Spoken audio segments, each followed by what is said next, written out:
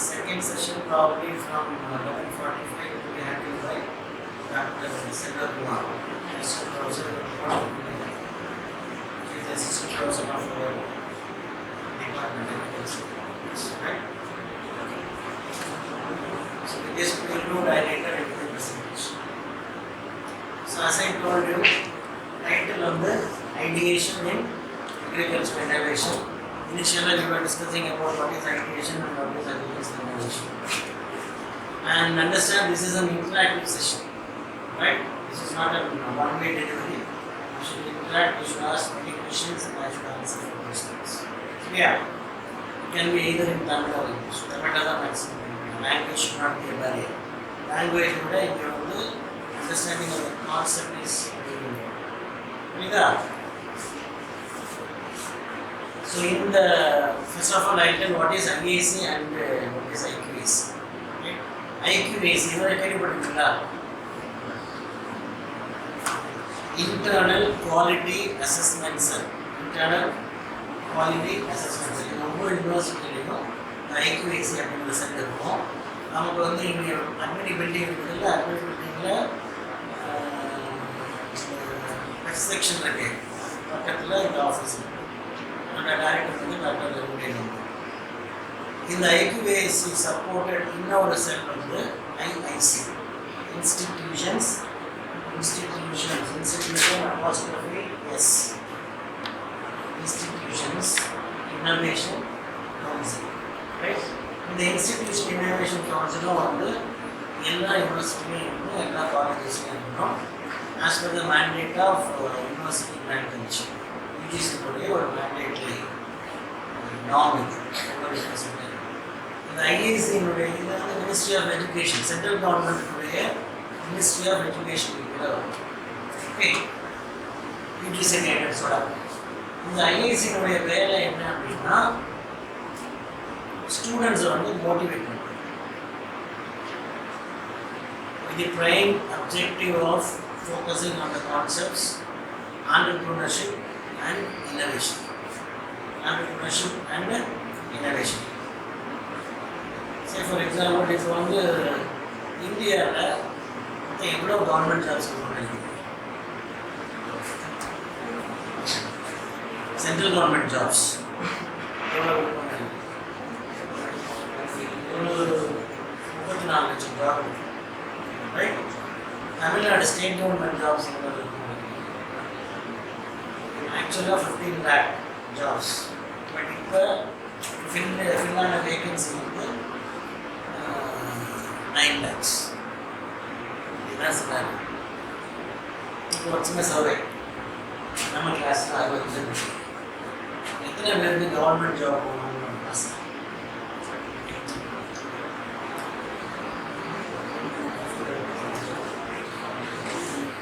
எத்தனை பேர் government job போகணும்னு ஆசை? கவர்மெண்ட் ஜாப்னா அது வந்து டிபார்ட்மெண்ட் ஜாபாக இருக்கலாம், ரைட்? அப்புறம் டிபார்ட்மெண்ட் ஜாபாக இருக்கலாம், யூனிவர்சிட்டியாக இருக்கலாம், சைக்கிள்ஸ் ஏஆர் சைக்கிள்ஸாக இருக்கலாம், யூபிஎஸ்சியாக இருக்கலாம், டிஎம்பிஎஸ்சி.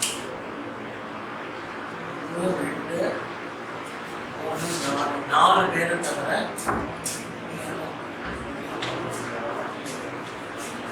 4 பேரை தவிர எல்லாரும் கவர்மெண்ட் ஜாப் பண்ணணும்னு நினைக்கிறீங்கல்ல? பர்சன்டேஜ் என்ன?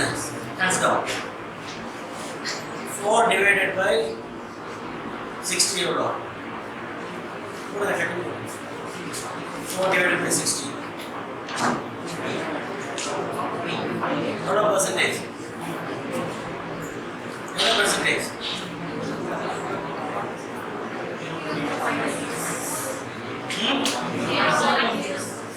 4 divided by 60. 4 divided by 60. 0.8 into 100 percentage. Into 100. 6%. 6% government job வேண்டாம்னு சொல்றாங்க. 94% வந்து government job வந்து வேணும்னு சொல்றாங்க. The data made also. 94% வந்து you seek for government jobs. Yeah. இப்போ நான் ஏற்கனவே ஒரு டேட்டா சொன்னேன்ல, கவர்மெண்ட் ஜாப்ஸ் வந்து தமிழ்நாடு பொறுத்த வரைக்கும் எவ்வளோ எத்தனை லட்சம் இருக்குது? 15, but 15 vacancies எவ்வளோ? 15 seats எவ்வளோ? 9 lakhs. சரியா? நம்ம பாப்புலேஷன் எவ்வளோ? அப்ராக்சிமேட்டாக 8 crores, 8 கோடி. அதை ஒரு கன்வீனியன்ஸுக்கு 9 கோடின்னு வச்சுக்கோங்க, அதிகமாகவே வச்சுக்கோங்க. 9 கோடி. 9 கோடியில் 9 லட்சம் எவ்வளோ? எத்தனை பர்சன்டேஜ்? 1%. 9 லட்சம் 9 கோடி. ஸோ 9 லட்சம் டோட்டல் பாப்புலேஷனில் பார்த்தீங்கன்னா 1%. So what's the meaning? 100ல் ஒருத்தருக்கு தான் கவர்மெண்ட் ஜாப் கிடைக்கும். நம்ம பாப்புலேஷனில் only 1 in 100 will get the privilege to become a government officer. ஆனால் நீங்கள் வந்து 96% வந்து கை கொடுக்குறீங்க. என்ன மீனிங்? 95% people வந்து ஏமாறப்படுறீங்க. கவர்மெண்ட் ஜாப் நம்பி ஏமாறப்படுறீங்க. புரியுதா? கவர்மெண்ட் எல்லாருக்கும் கவர்மெண்ட் ஜாப் வந்து கவர்மெண்ட் கொடுக்க முடியாது. 50 கோடி பேர் கவர்மெண்ட் ஜாப் போயிருக்காங்க. யாருக்கு சர்வ் பண்ணுவாங்க? Also, it is not the duty of the government. Right? அதனால எல்லாமே லிட்ரஸி ரேட் வந்து நம்ம 80% தாண்டி போகிறோம். பழைய காலத்தில் லிட்ரஸி ரேட் 30% இருந்தப்போ படிக்கிறவங்க எல்லாம் வரும். இப்போ 30% இண்டிபெண்டன்ஸ் கிடைச்சப்போ 30%. இப்போ நாங்கள் 80% எல்லாரும் படிக்கிறோம். எல்லாருக்கும் கவர்மெண்ட் ஜாப் அப்படிங்கிறது is an illusion. Cannot be like that. நம்ம வந்து ஒரு middle class psychology, middle class பயத்தில் நம்ம கவர்மெண்ட் ஜாப் பண்ணணும், கவர்மெண்ட் ஜாப் பண்ணணும். ஸோ அதனால தான் கவர்மெண்ட் இப்போ என்ன பண்ணுறாங்க? கவர்மெண்ட் என்ன பண்ணுறாங்க?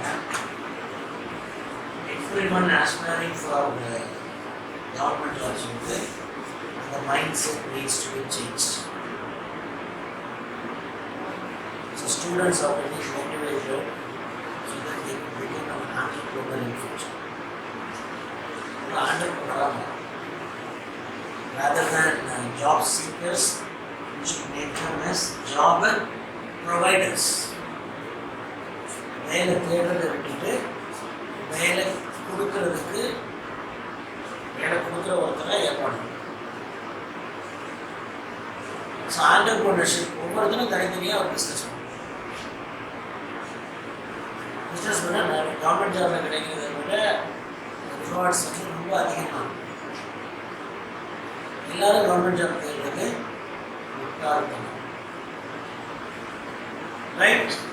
ஏமாற்றம் அதிகமாக. ஸோ யார் யாருக்கு கான்ஃபிடன்ஸ் இருக்கோ அவங்க எல்லாருமே வந்து ஆண்டர்பிரினர் ஆகணும், பிஸ்னஸ் மேன் ஆகணும், பிஸ்னஸ் மேன் ஆகணும் அப்படிங்கிற ஆஸ்பிரேஷனை மோட்டிவேட் பண்ணுறது ஒரு ஆளுக்கு தான் ஐஏஎஸ் வேணும். இன்ஸ்டிடியூஷன்ஸ் என்ன கான்செப்ட் வேணும், அந்த அவேர்னஸை கொண்டு வரணும். எல்லாருமே இந்த கவர்மெண்ட் ஜாப் அந்த இல்யூஷனில் போகணும் இருக்கிறப்ப என்னென்ன டிஃபெக்ட்ஸ் இருக்குது தெரியுமா? என்னென்ன டிஃபெக்ட்ஸ் அப்படின்னா பிஃபோர் த டிஃபெக்ட்ஸ் இன்னொரு பாயிண்ட். ஆண்டர்பிரினர் ஆகுதுன்னா who is an entrepreneur and what is an enterprise? ஒரு பெட்டி ஷாப் இங்கே சிகரெட் பெட்டி, நம்ம சின்ன பெட்டி ஷாப் இல்லை, it is also an enterprise தான். இந்த ஓனர் இஸ் an entrepreneur தான். ஸ்பீக் மாதிரி கார்பரேட்ஸ் இருக்குல்ல, அதுவும் என்டர்பிரைஸ் தான். ஸ்பீக்கிங் உதய செட்டியாரும் ஆண்டர்பிரினர் தான். ரைட்? பட் ஐஏசி என்ன மாதிரி ஆண்டர்பிரினர்ஷிப்பை வந்து இந்த ஆண்டர்பிரினர்ஷிப்பை என்கரேஜ் பண்ணுது அப்படின்னா, being an entrepreneur, becoming an entrepreneur with your own innovations. With your own innovations. With your own innovations அப்படின்னா என்ன meaning? You are a professional graduate. நீங்கள் சயின்ஸ் படிக்கிற ஒரு கிராஜுவேட். சயின்ஸ் படித்து நம்ம ஏற்க முதல்ல டிஸ்கஸ் பண்ண மாதிரி you should invent new things. New திங்ஸை இன்வென்ட் பண்ணி நீங்கள் வந்து அந்த அந்த அந்த டெக்னாலஜியை வந்து நீங்கள் இன்வென்ட் பண்ணுறீங்க அப்படின்னா நீங்கள் தான் ஓனர் ஆஃப் த டெக்னாலஜி இல்லையா?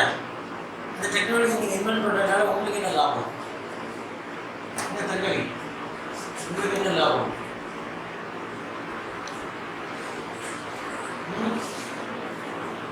என்ன லாபம்? என்ன லாபம்? லாபம் நீங்கள் உங்கள் இன்வென்ஷன்னால உங்களுக்கு லாபத்தை எப்படி கொண்டு வர முடியும்? எப்படி கொண்டு வர முடியும்? இன்ட்ராக்ட் பண்ணுங்க, ஒன்றும் கிளாஸ் ரூம் இல்லை, யாரையும் திட்டப்படுது, என்ன வேணாலும் பேசுங்க. டோட்டல் லிபர்ட்டி, என்ன வேணாலும் பேசுங்க. இன்வென்ட் பண்ணுறீங்க, ஏதோ ஒன்று இன்வென்ட் பண்ணுறீங்க. இப்போ சே ஃபார் எக்ஸாம்பிள் இப்போ பிஹெச்டி நெட்டமாலஜி பண்ணுறீங்க, அவங்க வந்து புதுசாக இது வரைக்கும் இல்லாத ஒரு இன்செக்ட் ட்ராப் கண்டுபிடிக்கிறீங்க. அல்லது அக்ரானமியில் பிஹெச்டி பண்ணுறீங்க, அங்கே பிஹெச்டி பண்ணி ஒரு கம்ப்யூட்டரைஸ்டு ஃபார்ம் எக்யூப்மெண்ட்டை கண்டுபிடிக்கிறீங்க. Right? Computerised farm equipment, automated ஒரு ஃபார்ம் மிஷினரி கண்டுபிடிக்கிறீங்க. அல்லது பெத்தாலஜியில் ஒரு புது பெஸ்டிசைட், ஒரு ஃபஞ்சிசைட் கண்டுபிடிக்கிறீங்க. ஏதோ கண்டுபிடிக்கிறீங்க. You invent something else. இந்த இன்வென்ஷனால உங்களுக்கு யூஸ் எப்படி வரும்? எப்படி வர வைக்க முடியும்? பேட்டன் பண்ணணும். ஸோ லாஸ்ட் இயர் மட்டும் there were 1 lakh patents granted to our own Indians. 1 லட்சம் பேர் பேட்டன் பண்ணியிருக்காங்க. 1 லட்சம் பேர் தன்னுடைய டெக்னாலஜியை பேட்டன் பண்ணி பிஸ்னஸோ அதோட ஆரம்பிக்கிறாங்க. ஸோ நீங்கள் வந்து பேட்டன் பண்ணிட்டீங்கன்னா உங்களுக்கு என்ன லாபம்? 20 இயர்ஸுக்கு அந்த டெக்னாலஜியை வேறு யாரும் ரெப்ளிகேட் பண்ண முடியாது. உங்கள் பர்மிஷன் இல்லாமல் மாஸ் மல்டிப்ளை பண்ண முடியாது. நீங்கள் ஒரு இன்செக்ட் ட்ராப் கண்டுபிடிக்கிறீங்க, இன்செக்ட் ட்ராப்பை வந்து சேலுக்கு கொண்டு வர்றீங்க. இன்செக்ட் ட்ராப்பை சேலுக்கு கொண்டு வரப்ப நீங்கள் விற்கிறீங்க, ப்ராடக்ட் வந்து ரொம்ப ஃபேமஸ் ஆகிடுச்சு. ஃபேமஸான ப்ராடக்ட்டை இன்னொருத்தர் ரீப்ரொடியூஸ் பண்ண முடியாது உங்கள் பர்மிஷன் இல்லாமல். உங்கள் பர்மிஷனோட ரீப்ரொடியூஸ் பண்ணால் ஒரு அக்ரிமெண்ட் போட்டு அதில் ஒரு பர்டிகுலர் பர்சன்டேஜ் 10% அல்லது 20% வந்து they have to pay royalty to you since you provide the technology. So இப்போ ஒரு 2000 ரூபாய் ஒரு இன்செக்ட் விற்குது அப்படின்னா 20% எவ்வளோ? ஆட்டோமேட்டிக்காக வித்தவுட் எனி எஃபர்ட்ஸ் உங்களுக்கு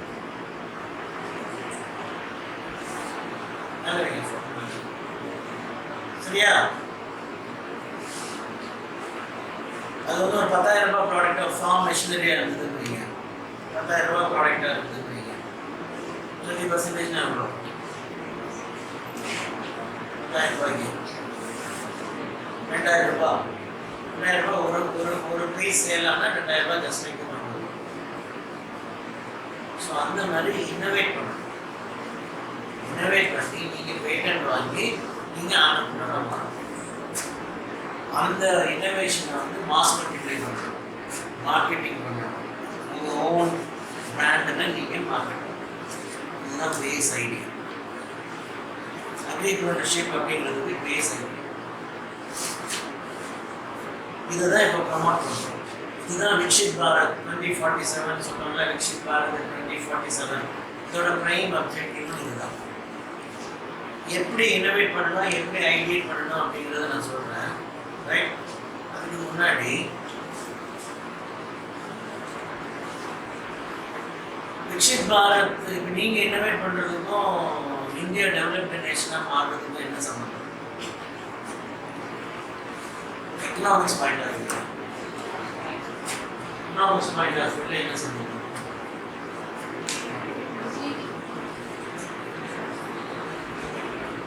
Macroeconomics point of view, what is the correlation between your innovation and India's GNP or GDP? GDP increase ஆகும். எப்படி increase ஆகும்?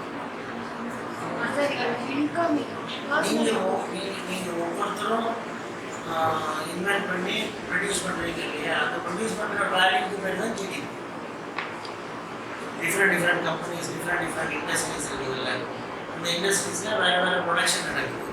நம்ம டெக்னாலஜியை இம்போர்ட் பண்ணி பண்ணுறத விட நம்ம டெக்னாலஜியவே நீங்கள் பண்ணுறதுல வேல்யூ அதிகம். So everyone's invention, everyone's innovation, every commodity's mass production will lead to the increase of GDP. இப்போ சென்ட்ரல் கவர்மெண்ட் பாலிசி என்னன்னா, each and every action happening in this nation, it should finally end up in GDP accumulation. கையை தூக்குனீங்கன்னா அது ஒரு ஜிடிபியாக மாறும், நடந்து போனீங்கன்னா அது ஒரு ஜிடிபியாக மாறும். ஒவ்வொரு எந்த ஆக்ஷனுமே வந்து அன்ப்ரொடக்டிவாக இருக்கக்கூடாது. எந்த ஆக்ஷன் ஒரு ஸ்டூடெண்ட்டை ஒரு பிஎஸ்சி ஸ்டூடெண்ட்டை ப்ரொடியூஸ் பண்ணி வெளியில் அனுப்பணும் அப்படின்னா we should contribute to GDP. சும்மா சாப்பிட்டு வரக்கூடாது. அப்படின்னா தான் வளர முடியும். லைக் கிளாசிக்கல் எக்ஸாம்பிள் வந்து ஜப்பான். ஜப்பான் வந்து 3rd largest எக்கானமி, ஆனால் ஸ்மாலஸ்ட் கண்ட்ரி. அவங்க பாப்புலேஷன் வந்து நம்மளுடைய ஒரு டிஸ்ட்ரிக்டோட பாப்புலேஷன், கடலூர் டிஸ்ட்ரிக்ட் அளவு தான் ஜப்பான். கடலூர் டிஸ்ட்ரிக்ட் அளவு இருக்கிற Japan 3rd largest economy. 3rd largest economy in the world. First வந்து US, ரெண்டாவது சைனா, மூணாவது ஜப்பான். ஸோ ஒரு டிஸ்ட்ரிக்டில் இருக்கிறது அவ்வளோ கான்ட்ரிபியூட் பண்ணி முடியும்னா, ஏன்னா ஒவ்வொருத்தரும் கான்ட்ரிபியூட் பண்ணுவாங்க, ஒவ்வொருத்தரும் இன்வென்ட் பண்ணுவாங்க, ஒவ்வொருத்தரும் இன்வைட் பண்ணுவாங்க, ஒவ்வொருத்தரும் சுற்றுலா வேலை செய்வாங்க. இந்தியாவில் என்ன பிரச்சனை அப்படின்னா 70% ஆஃப் பாப்புலேஷன் வந்து IT without any competition. Women empowerment பேசணும்ல, மெயின் அஜெண்டா என்ன அந்த விமன் எம்பவர்மெண்ட்ல? நாட் ஒன்லி எம்பவரிங் இண்டிவிஜுவல்ஸை எம்பவர் பண்ணணும் அப்படிங்கிறது மட்டும் இல்லை, அதுவும் தான். பட் அது மட்டும் இல்லை, 50% ஆஃப் பீப்புள் பாப்புலேஷன் வந்து ரிமைன்ஸ் ஐடின் அட் ஹோம் அப்படிங்கிறத மாற்றும். 50% விமன் வேலைக்கு போகணுன்னா என்ன அர்த்தம்? 50% பாப்புலேஷன் வந்து சும்மா இருக்கிறாங்க அப்படின்னு இல்லையா? ஸோ 50% பாப்புலேஷன் வந்து எதுவும் பண்ணாமல் வீட்டில் இருக்கிறது வந்து it's not good for a nation. Apart from empowering individuals, contribution to GDP by the other 50% population is also important. அப்படிங்கிற கான்செப்ட் தான் இங்கே இருக்கு. ஓகேவா? இதுதான் மேக்ரோ எக்கனாமிக்ஸ் ஜிடிபி. சரியா? இந்த எக்ஸ்போஷர்ஸ் வந்து ஐஐடியில் இருக்கிற ஸ்டூடெண்ட்ஸுக்கு தினம் கிடைக்கும். ஒரு ஐஐடி ஸ்டூடெண்ட், ஒரு ஐஐஎம் ஸ்டூடெண்ட் நீங்கள் பார்த்தீங்கன்னா அவங்க வந்து இப்போ நம்ம பேசுகிற விஷயத்துல தான் டிகிரி வந்து லேட்டஸ்ட் மெட்டீரியல் பேட்டன் வந்து போடுறோம். ஓகே, என்ன பண்ண முடியும்? பிஎஸ்சி கிராஜுவேட்டாக நான் என்ன தான் பண்ணுறது, என்ன எப்படி வாங்கலாம்? என்ன படிக்க சொல்கிறீங்க, எக்ஸாம் எழுத சொல்கிறீங்க, மார்க் போடுறீங்க, டிகிரி சொல்கிறீங்க. எங்கே போய் டிஸ்கவர் பண்ணுறது, எங்கே போய் நான் உட்காருறது, எங்கே போய் ரிஜிஸ்டர் பண்ணுறது, எனக்கு யார் ஹெல்ப் பண்ணுவான் அப்படின்ற ஒரு கேள்வி இருக்குல்ல, என்ன பண்ணலாம்? என்ன பண்ணலாம் சொல்லுங்க.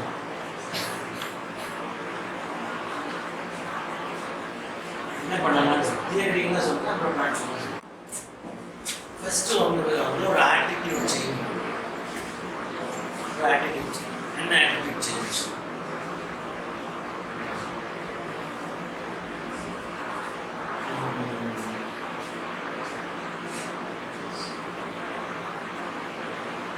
ஃபஸ்ட் இயர்லேருந்து செகண்ட் இயர் போகிறீங்க. இந்த செகண்ட் இயரில் வந்து உங்களுக்கு செஞ்சுங்க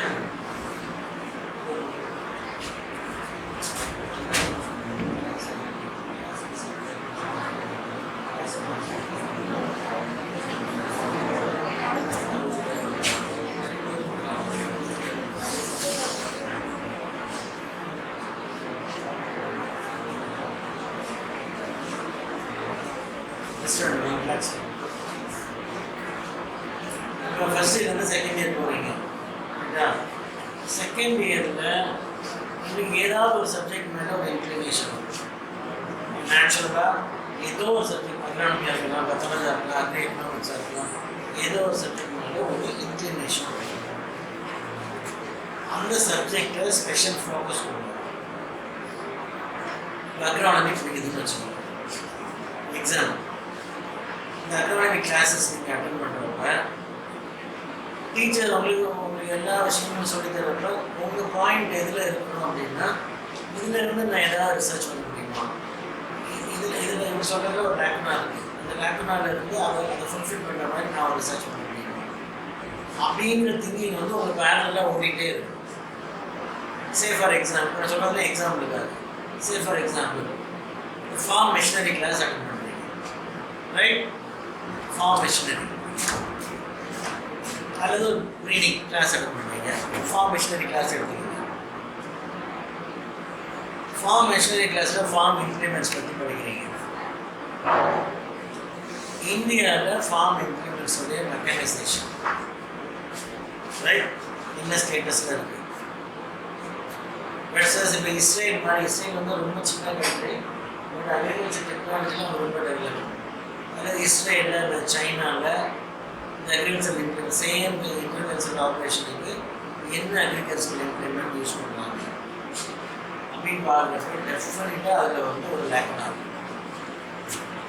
நம்மளுக்கு வந்து ஃபார்ம் மெக்கனைசேஷன் நடந்துச்சு. இந்த மெக்கனைசேஷன் வந்து ஃபார்ம் ஆட்டோமேஷன் நடக்கல. ஆட்டோமேஷன் தான் என்ன? கம்ப்யூட்டரைசேஷன் நடக்கலாம். ஆட்டோமேஷன் அப்படின்னா வாஷிங் மிஷின் இருக்கு இல்லையா, வாஷிங் மிஷின் ஒரு பட்டன் தட்டின உடனே ஃபுல் ஆப்ரேஷன் கடைசியில் ஸ்பின் ஆகிற வரைக்கும் தானாகவே நடக்குதில்ல. வெயிட்டு கிளாக் எவ்வளோ துணி போட்டுக்கிறாங்க, வெயிட்டை பார்க்குது, வெயிட்டை அதுக்கு ஆட்டோமேட்டிக்காக பார்த்து வாட்டர் லெவல் ஃபிக்ஸ் ஆகுது. வாட்டர் லெவல் ஃபிக்ஸ் ஆன பிறகு தண்ணி எவ்வளோ கரெக்டாக ட்ரம்மில் ஃபில் ஆகுது, கடைசியில் வாஷ் பண்ணி ரின்ஸ் பண்ணி வாஷ் பண்ணி கடைசியில் ஸ்பின்னிங் வரைக்கும் போயிடுதுல்ல, ரைட்? ஸ்பின்னிங் வரைக்கும் போகிறது எப்படி நடக்குது? அதான் கொஞ்சம் ஸ்விட்ச். அதை செய்கிறது எந்த department? Electronics and instrumentation. Electronics and instrumentation எங்கே இருக்குது? Engineering department. இப்போ அதே டெக்னாலஜியை நம்ம ஃபார்ம் இம்ப்ளிமெண்ட்டில் கொண்டு வர முடியுமா முடியாதா? ஒரு சீட் டிரான்ஸ்பிளான்டர் அல்லது ஹார்வெஸ்டர் அல்லது வீடர் இல்லை ஹேரோஸ், ரைட்? இப்போ ஒவ்வொரு ஹேரோ அப்படி எடுத்துக்கிட்டீங்கன்னு, இப்போ ஒவ்வொரு கிராப்புக்கும் ஒவ்வொரு ஹேரோ வச்சுருக்கோம். இப்போ ஸ்பேசிங்கை பொறுத்து சில ஹேரோவும் சில க்ராப்ஸ் ஸ்பேசிங்கில் வந்து ஃபிட் ஆகிற க்ராப்புக்கு தான் யூஸ் பண்ண முடியும். இதுவே ஆட்டோமேட்டட் மிஷினரிஸ் கொண்டு வர முடியுமோ முடியாதா?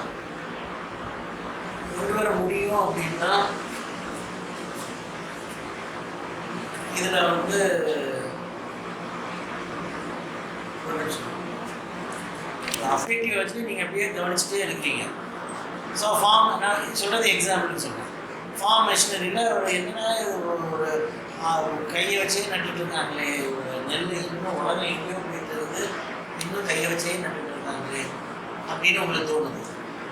ஸோ ஆட்டோமேட்டட் டிரான்ஸ்பிளான்டர் வந்து கண்டுபிடிக்கணும்னு நினைக்கிறேன். ஸோ ஆட்டோமேட்டட் டிரான்ஸ்பிளான்டர்ஸ் வந்து இருக்குது. இப்போ ஃபாரின் கண்ட்ரீஸில் எல்லா க்ராப்புக்குமே ஆல்மோஸ்ட் இருக்குது. அதை விட பெட்டராக நம்ம கண்டுபிடிச்சி அந்த டிசைன்லேருந்து அதே டிசைனில் தான் உங்களுக்கு பேட்டன்ட் கிடைக்காது. அதே டிசைனில் அப்படிங்கிறப்ப உங்களுக்கு பேட்டன்ட் வராது, ரைட்? ஏன்னா நீங்கள் வந்து இப்போ இன்டர்நேஷ்னல் லெவலில் மார்க்கெட் பண்ணணும்னு நினச்சிங்கன்னா அவங்க வந்து உங்கள் பேட்டன்ட்டை ஏற்றுக்க மாட்டாங்க. இன்னொரு கண்ட்ரியில் என்ன சொல்லுவாங்க, இது ஏற்கனவே எங்களுக்கு பேட்டன்ட் இருக்கிற டெக்னாலஜி உள்ளே வராது அப்படின்னா. So international recognition, international reputation வேணும் அப்படின்னா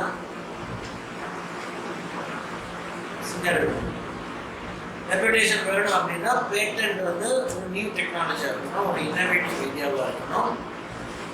டூ மச் ஆஃப் ரிசம்ப்ளன்ஸ் சிமிலாரிட்டி இருக்கக்கூடாது. ஒரு நல்ல டிரான்ஸ்பிளான்டர் கண்டுபிடிக்கிறீங்க, உங்கள் பேரில் பேட்டன் பண்ணுறீங்க. உங்கள் பேரில் பேட்டன் பண்ணுறதுக்கு பிறகு அதை மாஸ்க் வியாபாரம் பண்ணுங்க. நீங்கள் வந்து நம்பர் 1 இந்தியாவில் நம்பர் 1 ஹேண்டில் பண்ணுவார். பணக்காரங்க லிஸ்ட்டில் நம்பர் 10 நீங்கள் வந்துடுவீங்க. இது என்னோட தியரிட்டிக்கல் ஸ்டேட்மெண்ட். இதுதான் theoretical understanding on innovation by students and becoming and entrepreneur. இதை தான் சொல்கிறாங்க. ரைட்டா?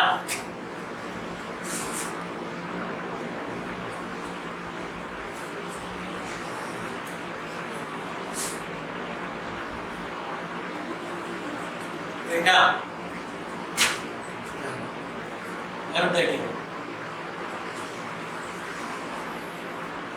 என்னென்ன கேப் இருக்குது, ப்ராக்டிக்கலாக என்னென்ன கேப்,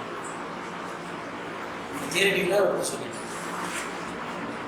ரைட்டா? நீங்கள் உங்களுக்கு க்ரியேட்டிவிட்டி வேணும், அதை வந்து நீங்கள் கிளாஸ் ரூமில் அப்ளை பண்ணுங்கள், பண்ணிவிட்டு இன்னோவேட் பண்ணுங்கள், ஆண்டர்பிரினராக மாறுங்க. It will contribute to GDP as well as contribute to your own livelihood. Theoretical understanding. இதுதான் உங்களுக்கு சொல்லியிருக்கிறாங்க. நீங்கள் அந்த கோர்ஸில் நீங்கள் திங்க் பண்ணி சொல்லுங்கள், என்னென்ன ப்ராக்டிக்கல் டிஃபிகல்டிஸ் சொல்லுங்க, எங்கெங்கே பிரச்சனை வரும் சொல்லுங்க. பாரு, நீங்கள் தான் ஆண்டர்பிரினராக இருக்கீங்க. சொல்லுங்கள்.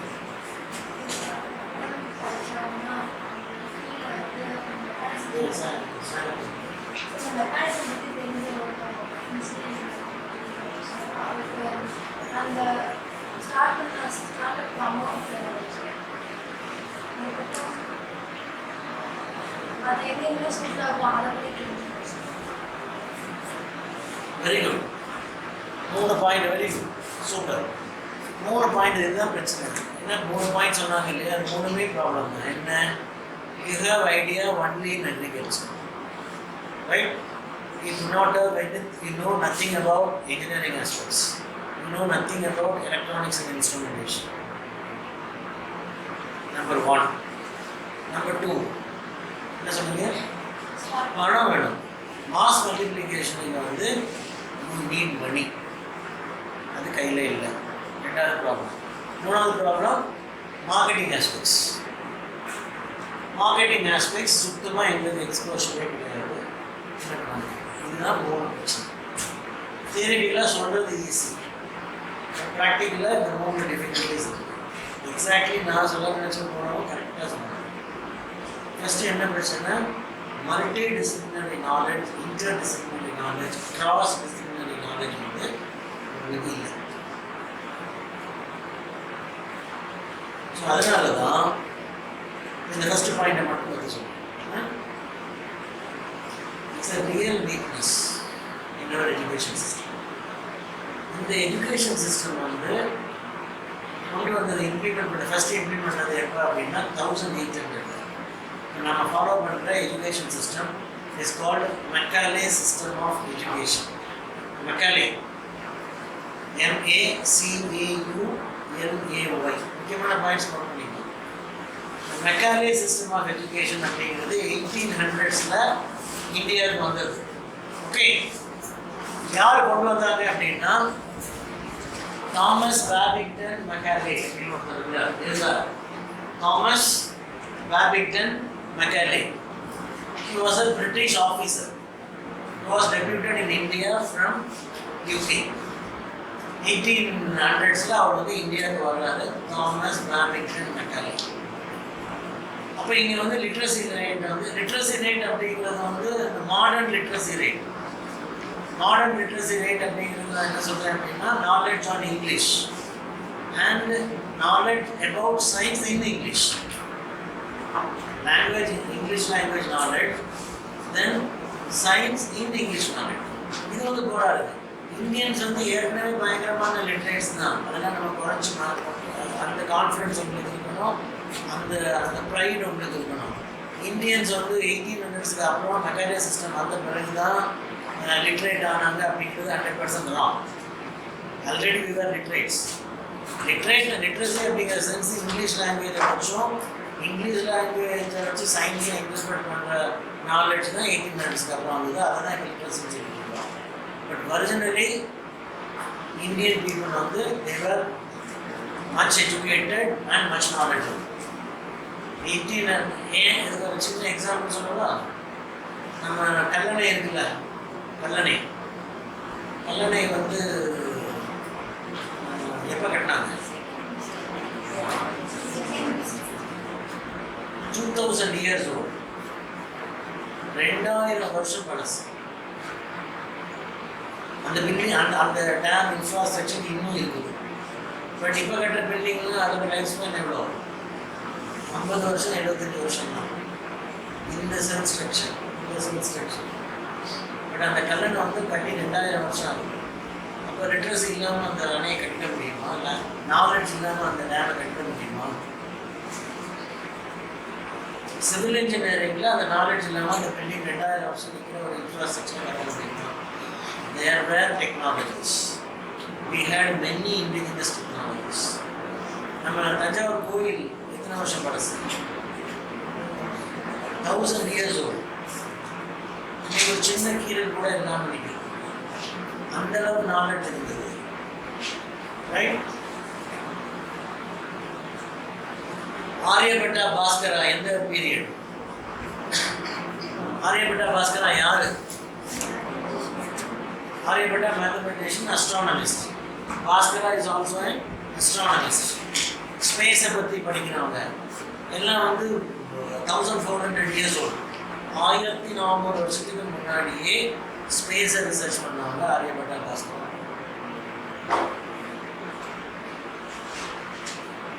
ராஜராஜ சோழன் எத்தனை கண்ட்ரி படையெடுத்து எத்தனை கண்ட்ரியில் இன்வைட் பண்ணி கான்கர் பண்ணாரு?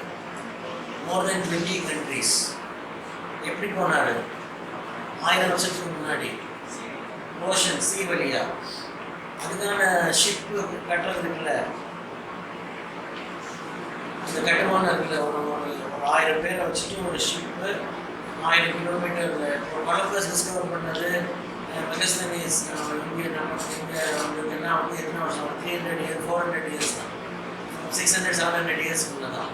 அதுக்கும் முன்னாடியே பெரிய பெரிய ஷிப்பெல்லாம் கட்டி வேறு கண்ட்ரிஸ் போய் குதிரை யானை எல்லாம் கொண்டு போய் இன்வைட் பண்ணி கான்கர் பண்ண கிங்ஸ் இருந்தாங்க. 2000 years முன்னாடியே கல்லணையை கட்டி இரிகேட் பண்ணி அக்ரிகல்ச்சர், ஆர்கனைஸ்டு அக்ரிகல்ச்சர் பண்ணின இடம். Indians were much knowledgeable than any other people in any other country of the world. So அந்த இன்ஃபீரியாரிட்டி காம்ப்ளெக்ஸ் இருக்கவே கூடாது. இன்னொரு முக்கியமான ஞாபகம் வச்சுக்கோங்க, 1800s வரைக்கும் 1800s 1800வது வருஷம் வரைக்கும் largest economy in the world வந்து Indian economy. Largest economy in the world வந்து இந்தியன் எக்கானமி. புரியுதா? மற்ற கண்ட்ரீஸில் வந்து நாடோடியாக சுற்றிட்டு இருக்கிறப்ப இவ்வளோ ரெஃபரன்ஸுக்கு சொல்கிறேன். கல்லணை வந்து அந்த கல்லணை's age is more than Jesus Christ's age. Before Christ அதுன்னு சொல்கிறாங்க. கிரைஸ்டோட ரெஃபரன்ஸ்க்காக சொல்கிறேன். அந்த ரெஃபரன்ஸ் வச்சு பார்த்தா கல்லணை நம்ம ராஜா கரிகால சோழன் இருக்கிறார் இல்லையா, கரிகால சோழன் வந்து he is elder than Jesus Christ. Jesus Christ வந்து அங்கே பெத்லகேம் ஜெருசலேமில் இருந்து நாடோடியாக இருந்த மக்களை வந்து அவர் இப்படியெல்லாம் வாழணும்னு ப்ரீச் பண்ணுறதுக்கு முன்னாடியே கரிகால சோழா வந்து இங்கே டேமை கட்டி இரிகேட் பண்ணி ஒரு ஆர்கனைஸ்டு சிவிலைஸ்டு சொசைட்டி இருந்த இடம் இந்தியா. ரெஃபரன்ஸ் கிளாஸ் புரியுதா? So that much of pride we should have on the knowledge.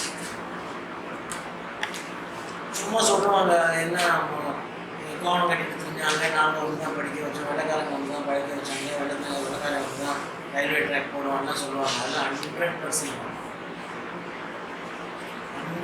தான் அந்த தாட்டை சேர்த்துக்கவே சேர்ப்பாங்க. ஓகே, இந்த மெக்காலே வந்து இங்கே வந்து அவங்க எஜுகேஷன் சிஸ்டத்தை இன்ட்ரடியூஸ் பண்ணுறாரு இங்கிலீஷில். மெக்காலேயோட பிரிட்டிஷர்ஸ் வந்து இங்கே ஒரு எஜுகேஷன் சிஸ்டம் கொண்டு வராங்கன்னா அவங்களோட அப்ஜெக்டிவ் என்னவா இருக்கும்? அவங்க அப்ஜெக்டிவ் என்னவா இருக்கும் சொல்லுங்க யாராவது? மெக்காலே வந்து கொண்டு வராங்கன்னா அவங்க அப்ஜெக்டிவ் என்ன? ஃபாஸ்ட் டைமில் குயிக்காக சொல்லுங்க, எல்லாத்தையும் நான் சொல்லி முடிக்கணும். டக்குன்னு சொல்லுங்க, அவங்க அப்ஜெக்டிவ் என்னவா இருக்கும்? ஒர்க்கர்ஸ், அதாவது அவங்க அவங்க அந்த பிரிட்டிஷர்ஸோட அட்மினிஸ்ட்ரேட்டர்ஸ். இப்போ கலெக்டராக இருக்கிறது, civil executive engineers, PW department இருக்குது, எல்லாம் வெள்ளக்காரத்தோட அவங்களுக்கு அசிஸ்ட் பண்ணணும். கிளரிக்கல் கேடரில் அசிஸ்ட் பண்ணணும். அவங்க சொன்னது எக்ஸிக்யூட் பண்ண கிளரிக்கல் கேடர் ஒர்க்குக்கு அங்கேருந்து கொண்டு வர முடியாது. இங்கே உள்ள ஆட்கள் தேவை. அங்கேருந்து ஏன் வர மாட்டாங்க? அங்கேருந்து பெரிய பெரிய எக்ஸிக்யூட்டிவ் ஜாப் கலெக்டராக இருக்கிறதுக்கும் எக்ஸிக்யூட்டிவ் இன்ஜினியராக இருக்கிறதுக்கும் அவ்வளோ தூரம் கிடந்து அங்கே உள்ள சிட்டிசன்ஸ் இங்கே வருவாங்க. லேபராக வருவாங்களா? ஏற்கனவே அங்கே நல்லா இருக்கிறவன் இங்கே வந்து கிளர்க்காக இருக்க வருவாங்க, வரமாட்டாங்க. ஸோ இங்கோட லோக்கல் சிட்டிசன்ஸ் தான் ஒவ்வொரு ஆஃபீஸ்லையும் கிளரிக்கல் கேடரில் அப்பாயின்ட் பண்ணணும். பாஸ் சொல்கிறத டூ வாட் ஐ சே அப்படின்னா இங்கே இருக்கிறது செய்கிறதுக்கு இவனுக்கு ஒரு இங்கிலீஷ் நாலேஜ் வேணும், மேத்தமேட்டிக்கல் நாலேஜ் வேணும், பேஸ் சயின்ஸ் நாலேஜ் வேணும். என்ன சொல்கிறது புரியணும்ல? இப்போ எக்ஸிக்யூட்டிவ் இன்ஜினியர் வந்து இந்த டிராஃப்ட் எப்படி போடுடா அப்படின்னு சொன்னால் அது போடுறதுக்கு எதுக்கு டிரான்ஸ்மெண்ட் நாலேஜ் வேணும் இல்லையா? இங்கிலீஷ் புரியணும், நம்மளோட மேத்தமேட்டிக்ஸ் தெரியணும், கொஞ்சம் சயின்ஸ் தெரியணும். அதுக்கு மேலே அவன் திங்க் பண்ணக்கூடாது. அதுக்கு மேலே திங்க் பண்ணி அவன் சயின்டிஸ்ட் ஆகக்கூடாது. அதுக்கு மேலே அவன் திங்க் பண்ணி எக்ஸிக்யூட்டிவ் இன்ஜினியர் ஆகக்கூடாது. அதுக்கு மேலே அவன் திங்க் பண்ணி ஒரு அட்மினிஸ்ட்ரேட்டராக வரக்கூடாது. அதுக்காக கொண்டு வந்து எஜுகேஷன்னா மெக்கானிக்கல் சிஸ்டம் ஆஃப் எஜுகேஷன். அதனால தான் மக்கப் பண்ணி அப்படியே நீங்கள் ரீப்ரொடியூஸ் பண்ணால் அவங்களுக்கு மார்க்குன்னு சொன்னோம் இல்லையா? அந்த சிஸ்டத்துக்கு காரணம். ஸோ இந்த சிஸ்டத்தோட மெயின் லேக்குனா என்ன அப்படின்னா creativity will be missing, innovation will be missing. உங்களை இண்டிபெண்டாக திங்க் பண்ண விடணும். உங்களோட ஸ்ட்ரெஸ்ஸுக்குள்ளேயே வச்சு எக்ஸாம் எழுதி மார்க்கை வாங்கி டிகிரியை வாங்கி ஒரு கிளினிக்கல் வேலைக்கு போகிற ஸ்ட்ரெஸ்ஸில் வைக்கிறவங்க வந்து உங்களுக்கு இன்னோவேஷனே வராது. That is why innovations are less in India, right? And that is why we always train behind Europeans at least by 20 years in the recent past.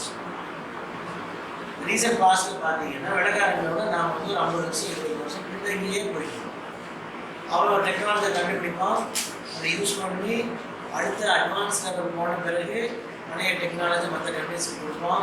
அதை நாம் வாங்கி வச்சுட்டு கம்ப்யூட்டராக இருந்தாலும் சரி, எதுவாக இருந்தாலும் சரி, ஒரு எஸ்கலேட்டராக இருந்தாலும் சரி, ஒரு மோட்டார் வெஹிக்கிளாக இருந்தாலும் சரி, அவன் தூக்கிட்டு போகிறத நாம் எடுத்து அவனுக்கு 50 வருஷம் பின்னாடியே நாம் போயிட்டோம். இன்டர் கவர்மெண்டல் அக்ரிமெண்ட்ஸில் வந்து அட்வான்ஸ்டு டெக்னாலஜிஸை ஷேர் பண்ணவே மாட்டாங்க.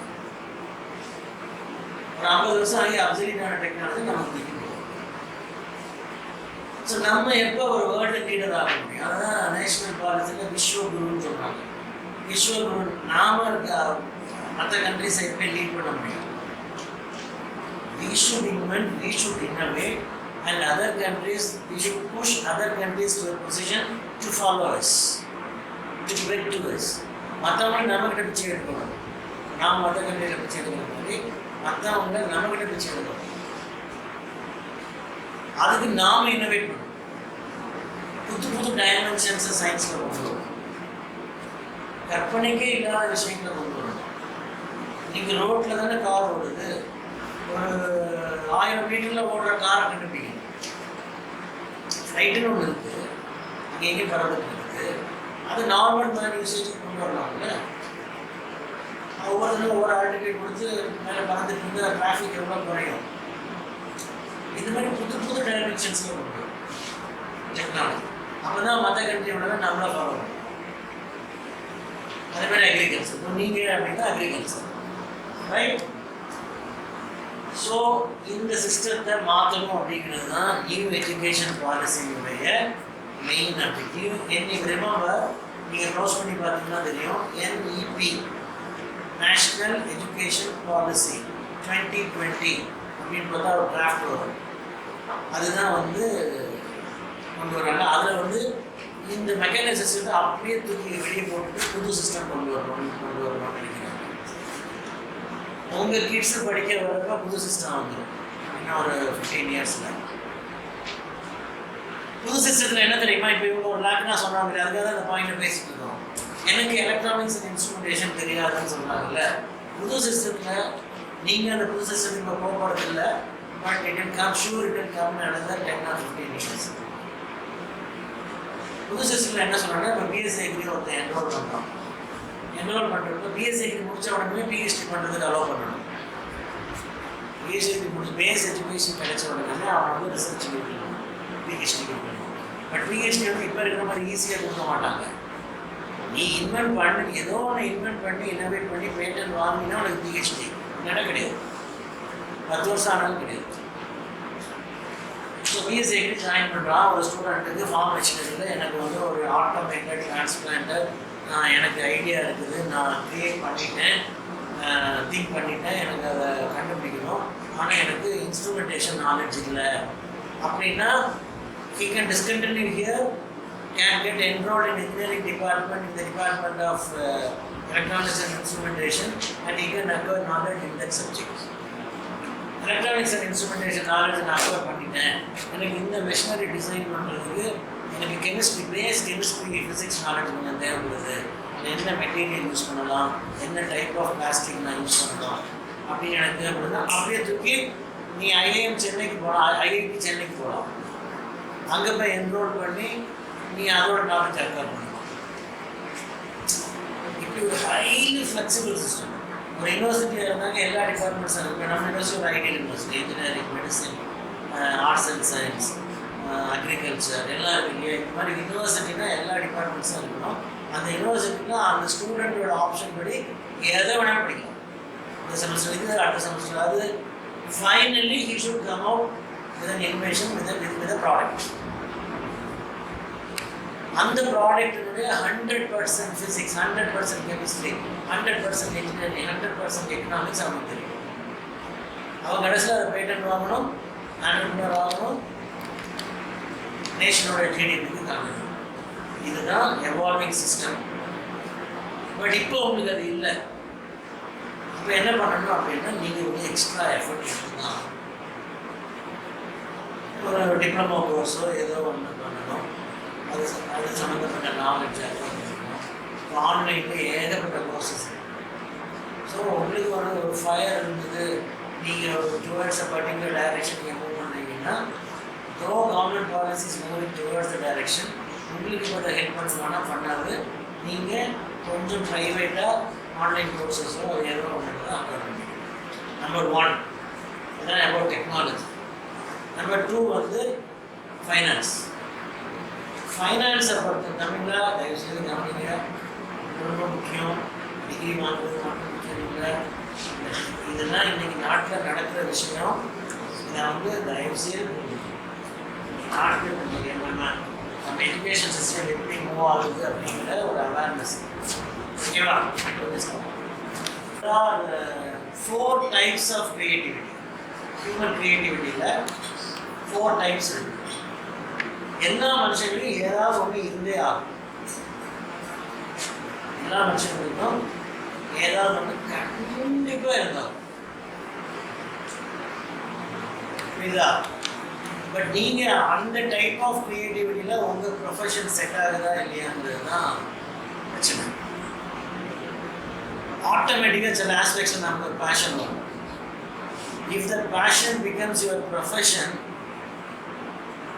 அந்த பேஷன் வந்து உங்களுக்கு ப்ரொஃபஷனாக காட் சைட் அமைஞ்சுது அப்படின்னா உங்களுடைய உயரத்தை, உங்களுடைய வளர்ச்சியை நீங்களே தடுக்க முடியாது. பெரிய பர்ஃபார்மன்ஸ் அச்சீவர்ஸ் இருக்காங்க ஒவ்வொரு ஃபீல்டுலையும்.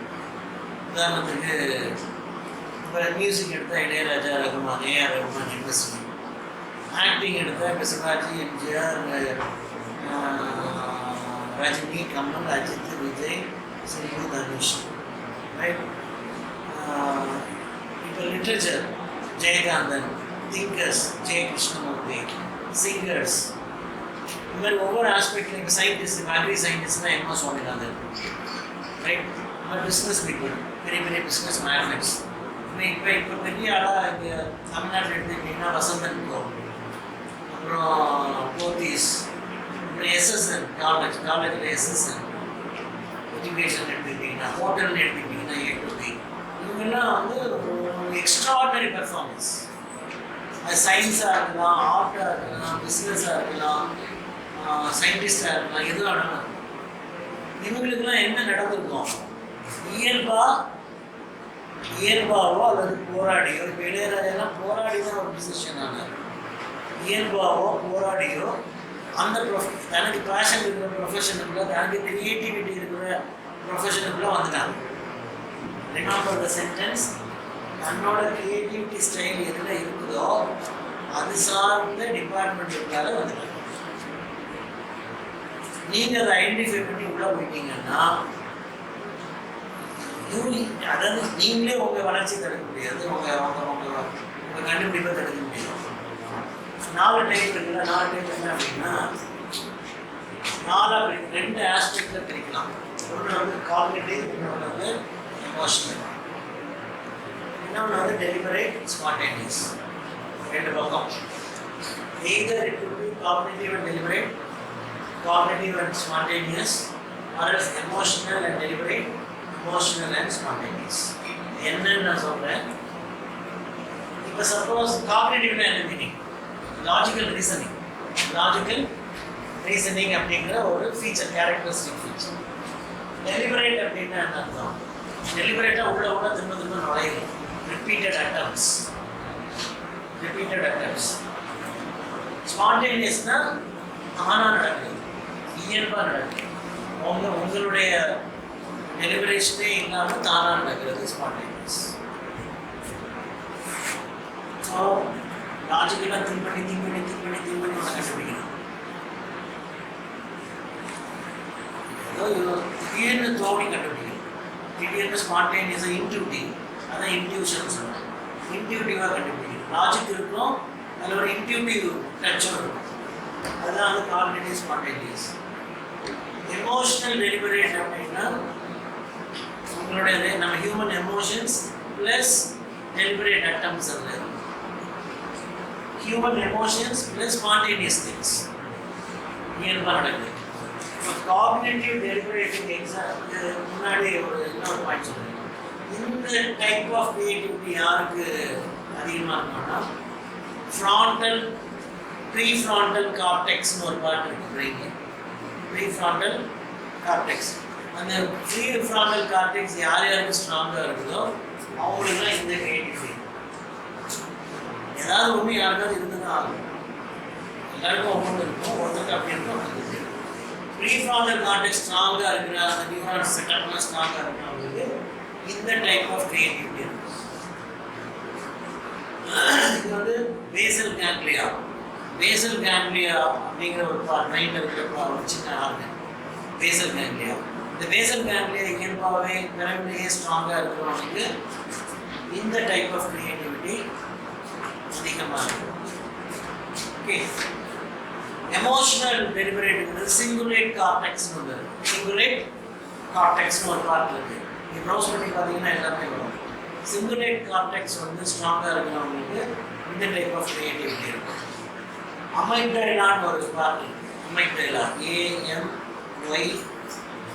AMYGDALA, அமைக்டைலா. அமைக்டைலா பார்ட் வந்து பிரெயினில் ஸ்ட்ராங்காக இருக்கிறவங்களுக்கு இந்த டைப் ஆஃப் கிரியேட்டிவிட்டி ஸ்ட்ராங்காக இருக்கும். இந்த 4ல் ஏதாவது ஒன்று நமக்கு இருந்து தான் இருக்கும். அதெல்லாம் சொல்லுவாங்கல்ல, ஒவ்வொருத்தருக்கும் ஒவ்வொரு ஸ்பெஷாலிட்டி இருக்குன்னு சொல்லுவாங்கல்ல. பட் நம்ம எஜுகேஷன் சிஸ்டத்தில் அந்த ஸ்பெஷாலிட்டியை கண்டுபிடிக்கிறதுக்கான சாய்ஸே இல்லை. அண்டர்ஸ்டாண்ட்? மெக்கானிக் சிஸ்டம் ஆஃப் எஜுகேஷனில் அந்த ஸ்பெஷாலிட்டியை கான்ட்ரிபியூட் பண்ணுறதுக்கான கண்டுபிடிக்கிறதுக்கான சாய்ஸஸ் இல்லை. ஒரு சிலருக்கு பை லக் அமைஞ்சதுன்னா தே பிகம் கிரேட். ரைட்? இப்போ இந்த காக்னிட்டிவ் டெலிபரேட் அப்படின்னா என்னென்னா, நான் சொன்ன மாதிரி லாஜிக்கல் ரீசனிங் இருக்கணும், டெலிபரேட் அட்டம்ஸ் இருக்கணும். எக்ஸாம்பிள் வந்து Edison, Thomas Alva Edison. Thomas Alva Edison's வந்து அவர் பேட்டன்ஸே இன் தௌசண்ட்ஸ் சொல்லுவாங்க. 1000 number of patents, 1000 number of innovations, 1000 number of patents. லேப்ரரியே உட்காந்துருப்பாரு, திரும்ப அட்டம் எடுப்பார். அவர் வந்து இன்வென்டட் மெனி திங்ஸ். இது வந்து எக்ஸாம்பிள் தாமஸ் ஆல்வா எடிசன். இவர் வந்து நியூட்டன் வந்து ஆக்சுவலாக ஒரு கேர்லெஸ் ஆட்டிடியூட் சயின்டிஸ்ட். அவருக்கு வந்து இப்போ ஒரு ஆப்பிள் ட்ரீக்கு கீழே இருக்கிறாரு, ஆப்பிள் கீழே விழுது. நார்மலாக எல்லாரும் என்ன செய்வோம், பார்த்துட்டு போயிட்டே இருக்கும் இல்லையா. அவருக்கு வந்து டக்குன்னு வருது கிராவிடேஷனல் ஃபோர்ஸ், ஏன் வந்து கீழே வருது is due to gravitational force அப்படின்னு அந்த தாட் இருக்குல்ல, அந்த தாட்டை நியூட்டன் தான் ஃபர்ஸ்ட் வந்துச்சு. அது வந்து ஒரு இன்டியூட்டிவ் தாட். இன்னொரு எக்ஸாம்பிள் சொன்னீங்கன்னா பென்சீன் ரிங் படிச்சிருக்கீங்களா? ஆர்கானிக் கெமிஸ்ட்ரியில் பென்சீன் ரிங் கண்டுபிடிச்சது யாரு? பென்சீன் ரிங் கண்டுபிடிச்சது யாரு? பென்சீன் ரிங் அப்படிங்கிறது இது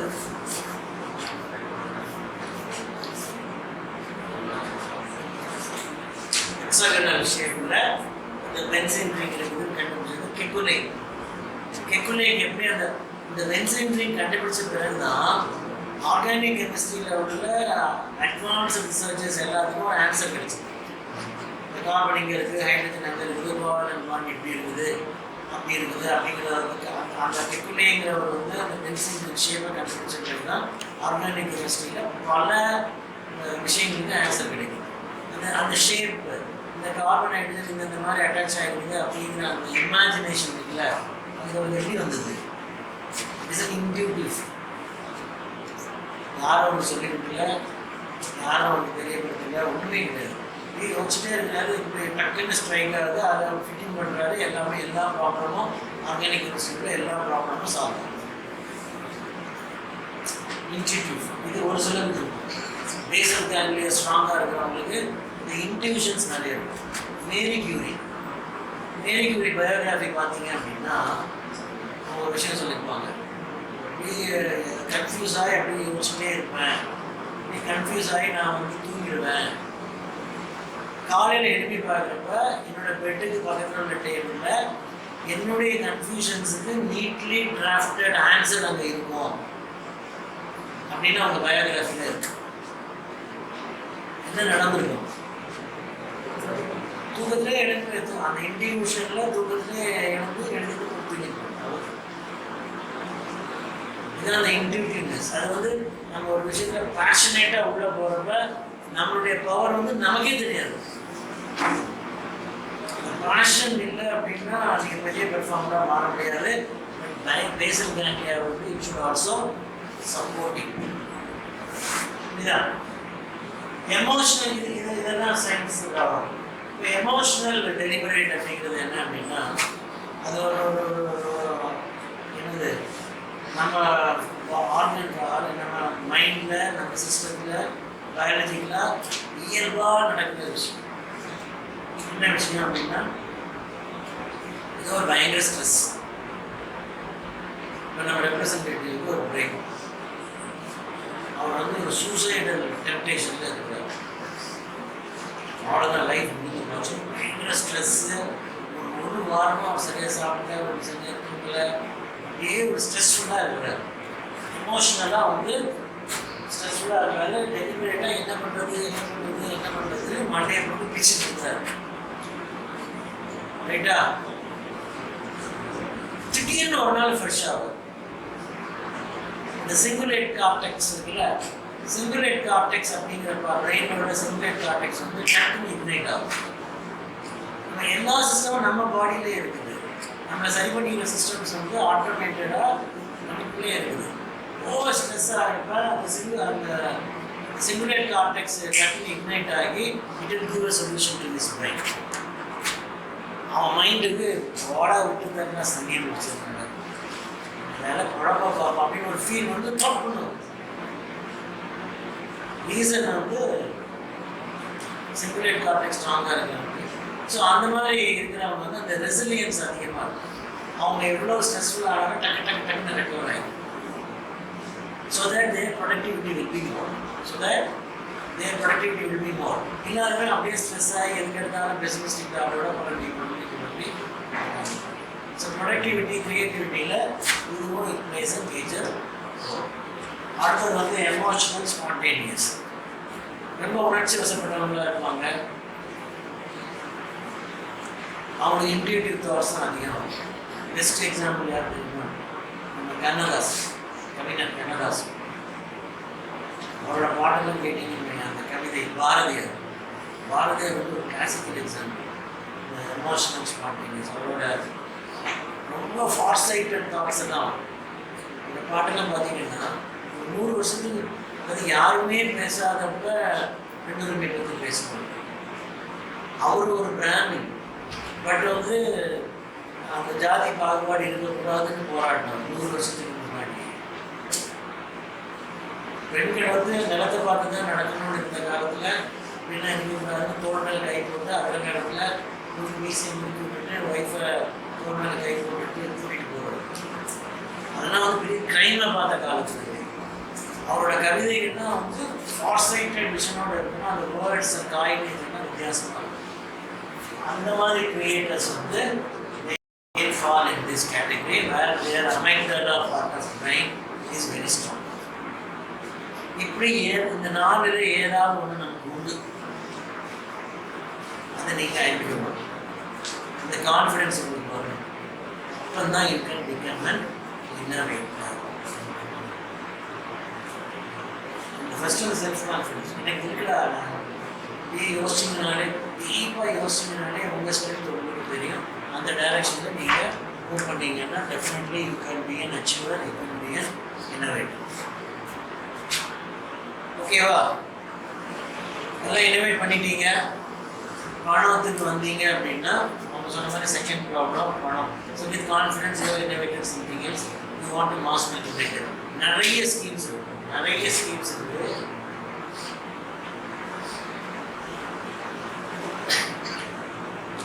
இந்த வெப்சைட்ஸில் நீங்கள் நோட் பண்ணிக்கங்க. இந்த வெப்சைட்ஸில் நீங்கள் போனீங்கன்னா ரைட், இந்த வெப்சைட்ஸில் நீங்கள் போனீங்கன்னா உங்களுடைய இன்னோவேஷனுக்கு ஃபண்டிங் பண்ணுறதுக்கு there are empty number of sources. There are empty number of sources. If you are a true innovator,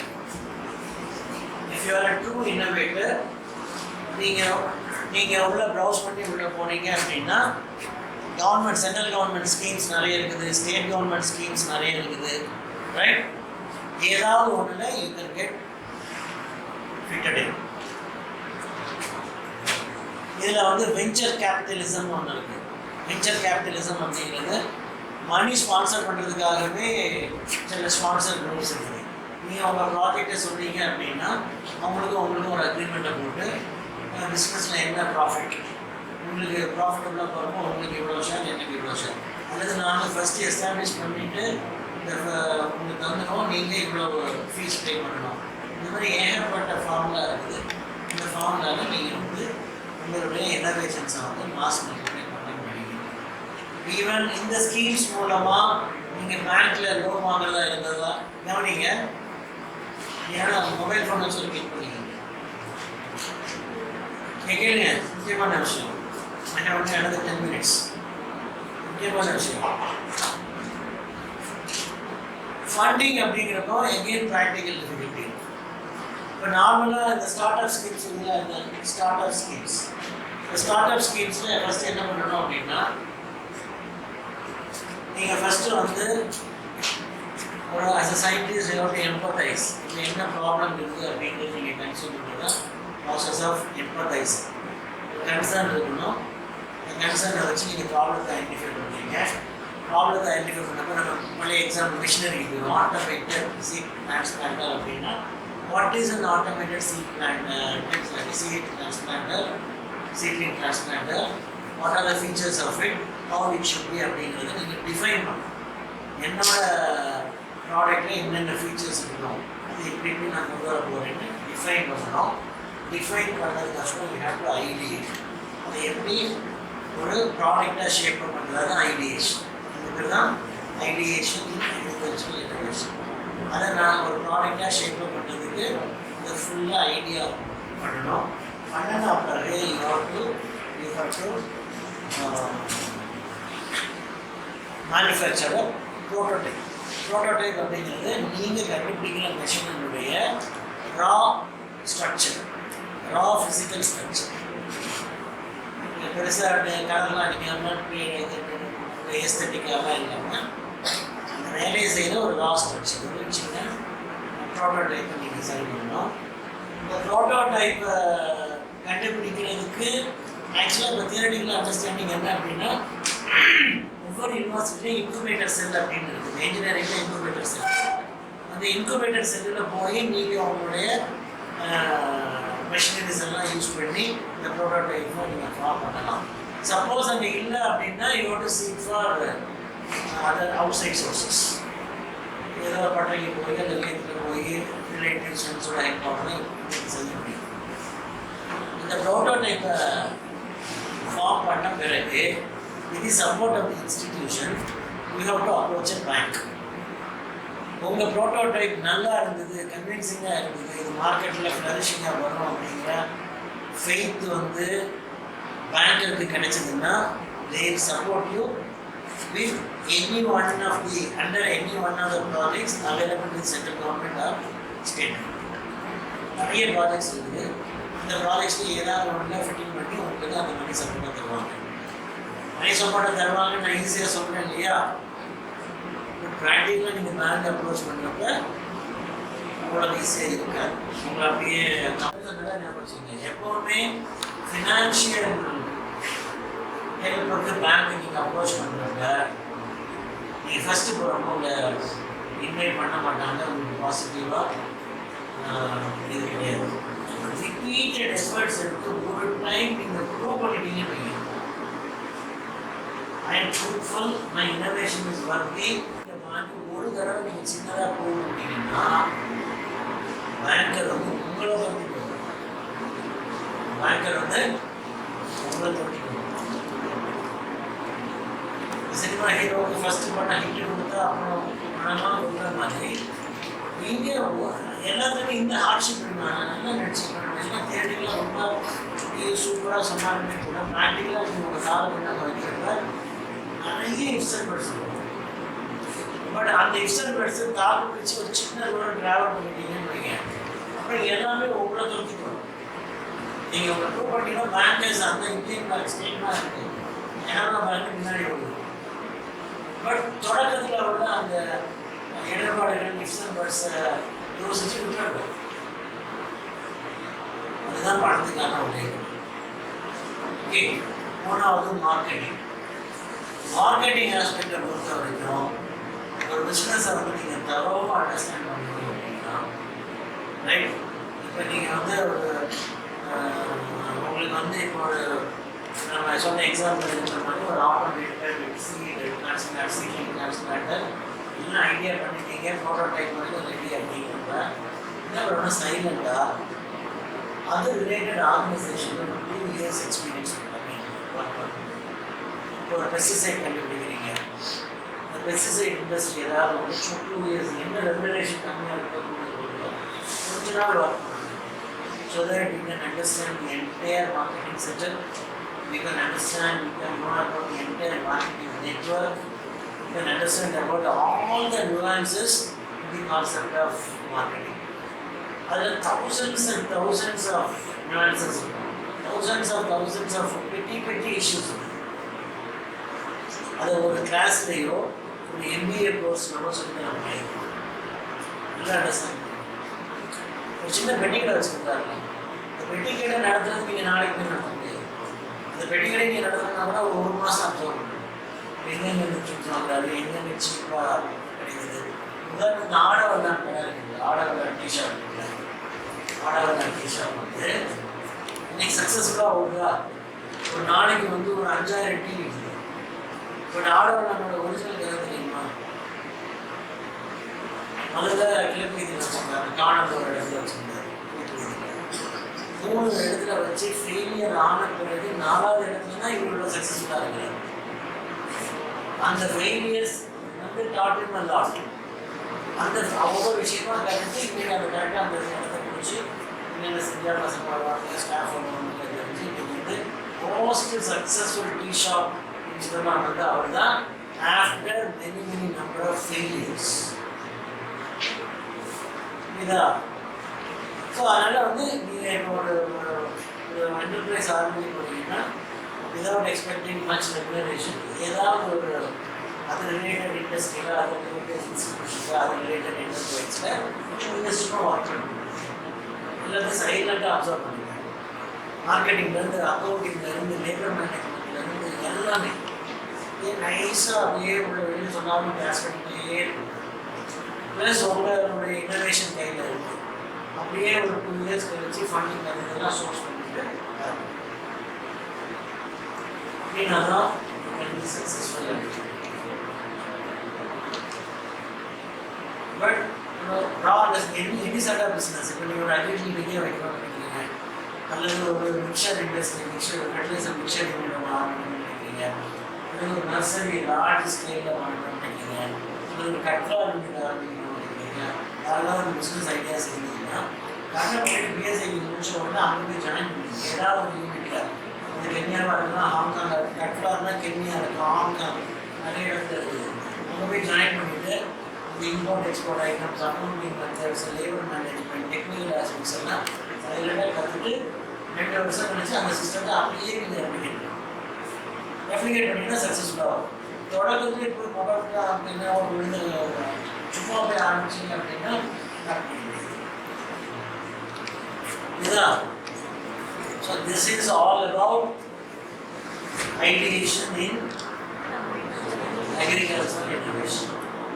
Now, overall aspect okay, and then there are doubts in that.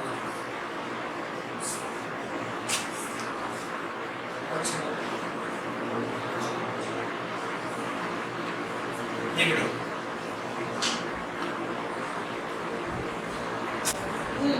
Silent நம்ம fine பிஎஸ்எல்லே ஃபைனலாக நம்ம பண்ணி நமக்கு வந்து இந்த இது வந்து அதுக்கான வசதிகளும் அதாவது ஃபைனல் இயர் பண்ணுறவங்களுக்கு இங்கே வந்துட்டு கடைசியாக அது மாதிரி ஐடியா அவங்களே எக்ஸாக்ட்லி. அதாவது இப்போ வந்து இதில் பார்க்கணும் இல்லையா, ப்ரோட்டோடைப் ஃபார்ம் பண்ணுறதுக்கு incubation centre with all infrastructures that is well. We have an incubation center. அங்கே வந்து இப்போ நமக்குள்ள ஐடியா இருக்குது, அங்கே 15 நாள் தான் பார்க்கலாம். பட் நமக்கு இருக்கிற ஐடியாவுக்கு எல்லா தேவையான எல்லா இன்ஃப்ராஸ்ட்ரக்சர், எல்லா மிஷினரிஸ், எல்லா இன்ஸ்ட்ருமெண்ட்ஸ் இல்லை அப்படிங்கிற பட்சத்தில் இருக்கிறத யூஸ் பண்ணிட்டு வெளியில் வந்து கொஞ்சம் அவுட் சோர்சிங் பண்ணுறது வந்து நான் இன்றைக்கி ப்ராக்டிக்கலாக இருக்குது. நிறைய எக்ஸ்பெரிமெண்ட்ஸ் இருக்குது, ப்ராக்டிக்கல் எக்ஸ்பெரிமெண்ட்ஸ் இருக்குது. But this is the route, this is the way forward which the governments, both central and state governments are adopted as of now. இந்த டைரக்ஷனில் தான் இந்தியா ஃபியூச்சரில் மூவ் ஆகுது. ஓகே, ஸோ அதுக்கு தகுந்த நீங்கள் வந்து அட்ராக்ட் பண்ணணும். பட் தொடக்கத்தில் சொன்ன மாதிரி நிறைய எக்ஸ்பெரிமெண்ட்ஸ் இருக்கும். அது நாம தான் ஃபஸ்ட்டு ஜென்ரேஷன், நீங்கள் தான் அந்த ஃபஸ்ட்டு ஜென்ரேஷன் இந்த ட்ரெண்டில். ஸோ அந்த எக்ஸ்பெரிமெண்ட்ஸை நாம் பண்ணி போட்டுக்கலாம். Okay, so all the very best and thanks for the patient listening. At least ஒரு 60 பேருக்கு ஒரு 6 பேருக்கு இந்த மெசேஜ் போய் சேர்ந்ததுன்னா I will be very okay. தேங்க்ஸ் a lot. We have a break for 5 minutes. Relax பண்ணிட்டு ஒரு 30 நேரம் முடிச்சுட்டு வந்து நீங்கள் உட்காந்துருங்க. அந்த செஷன்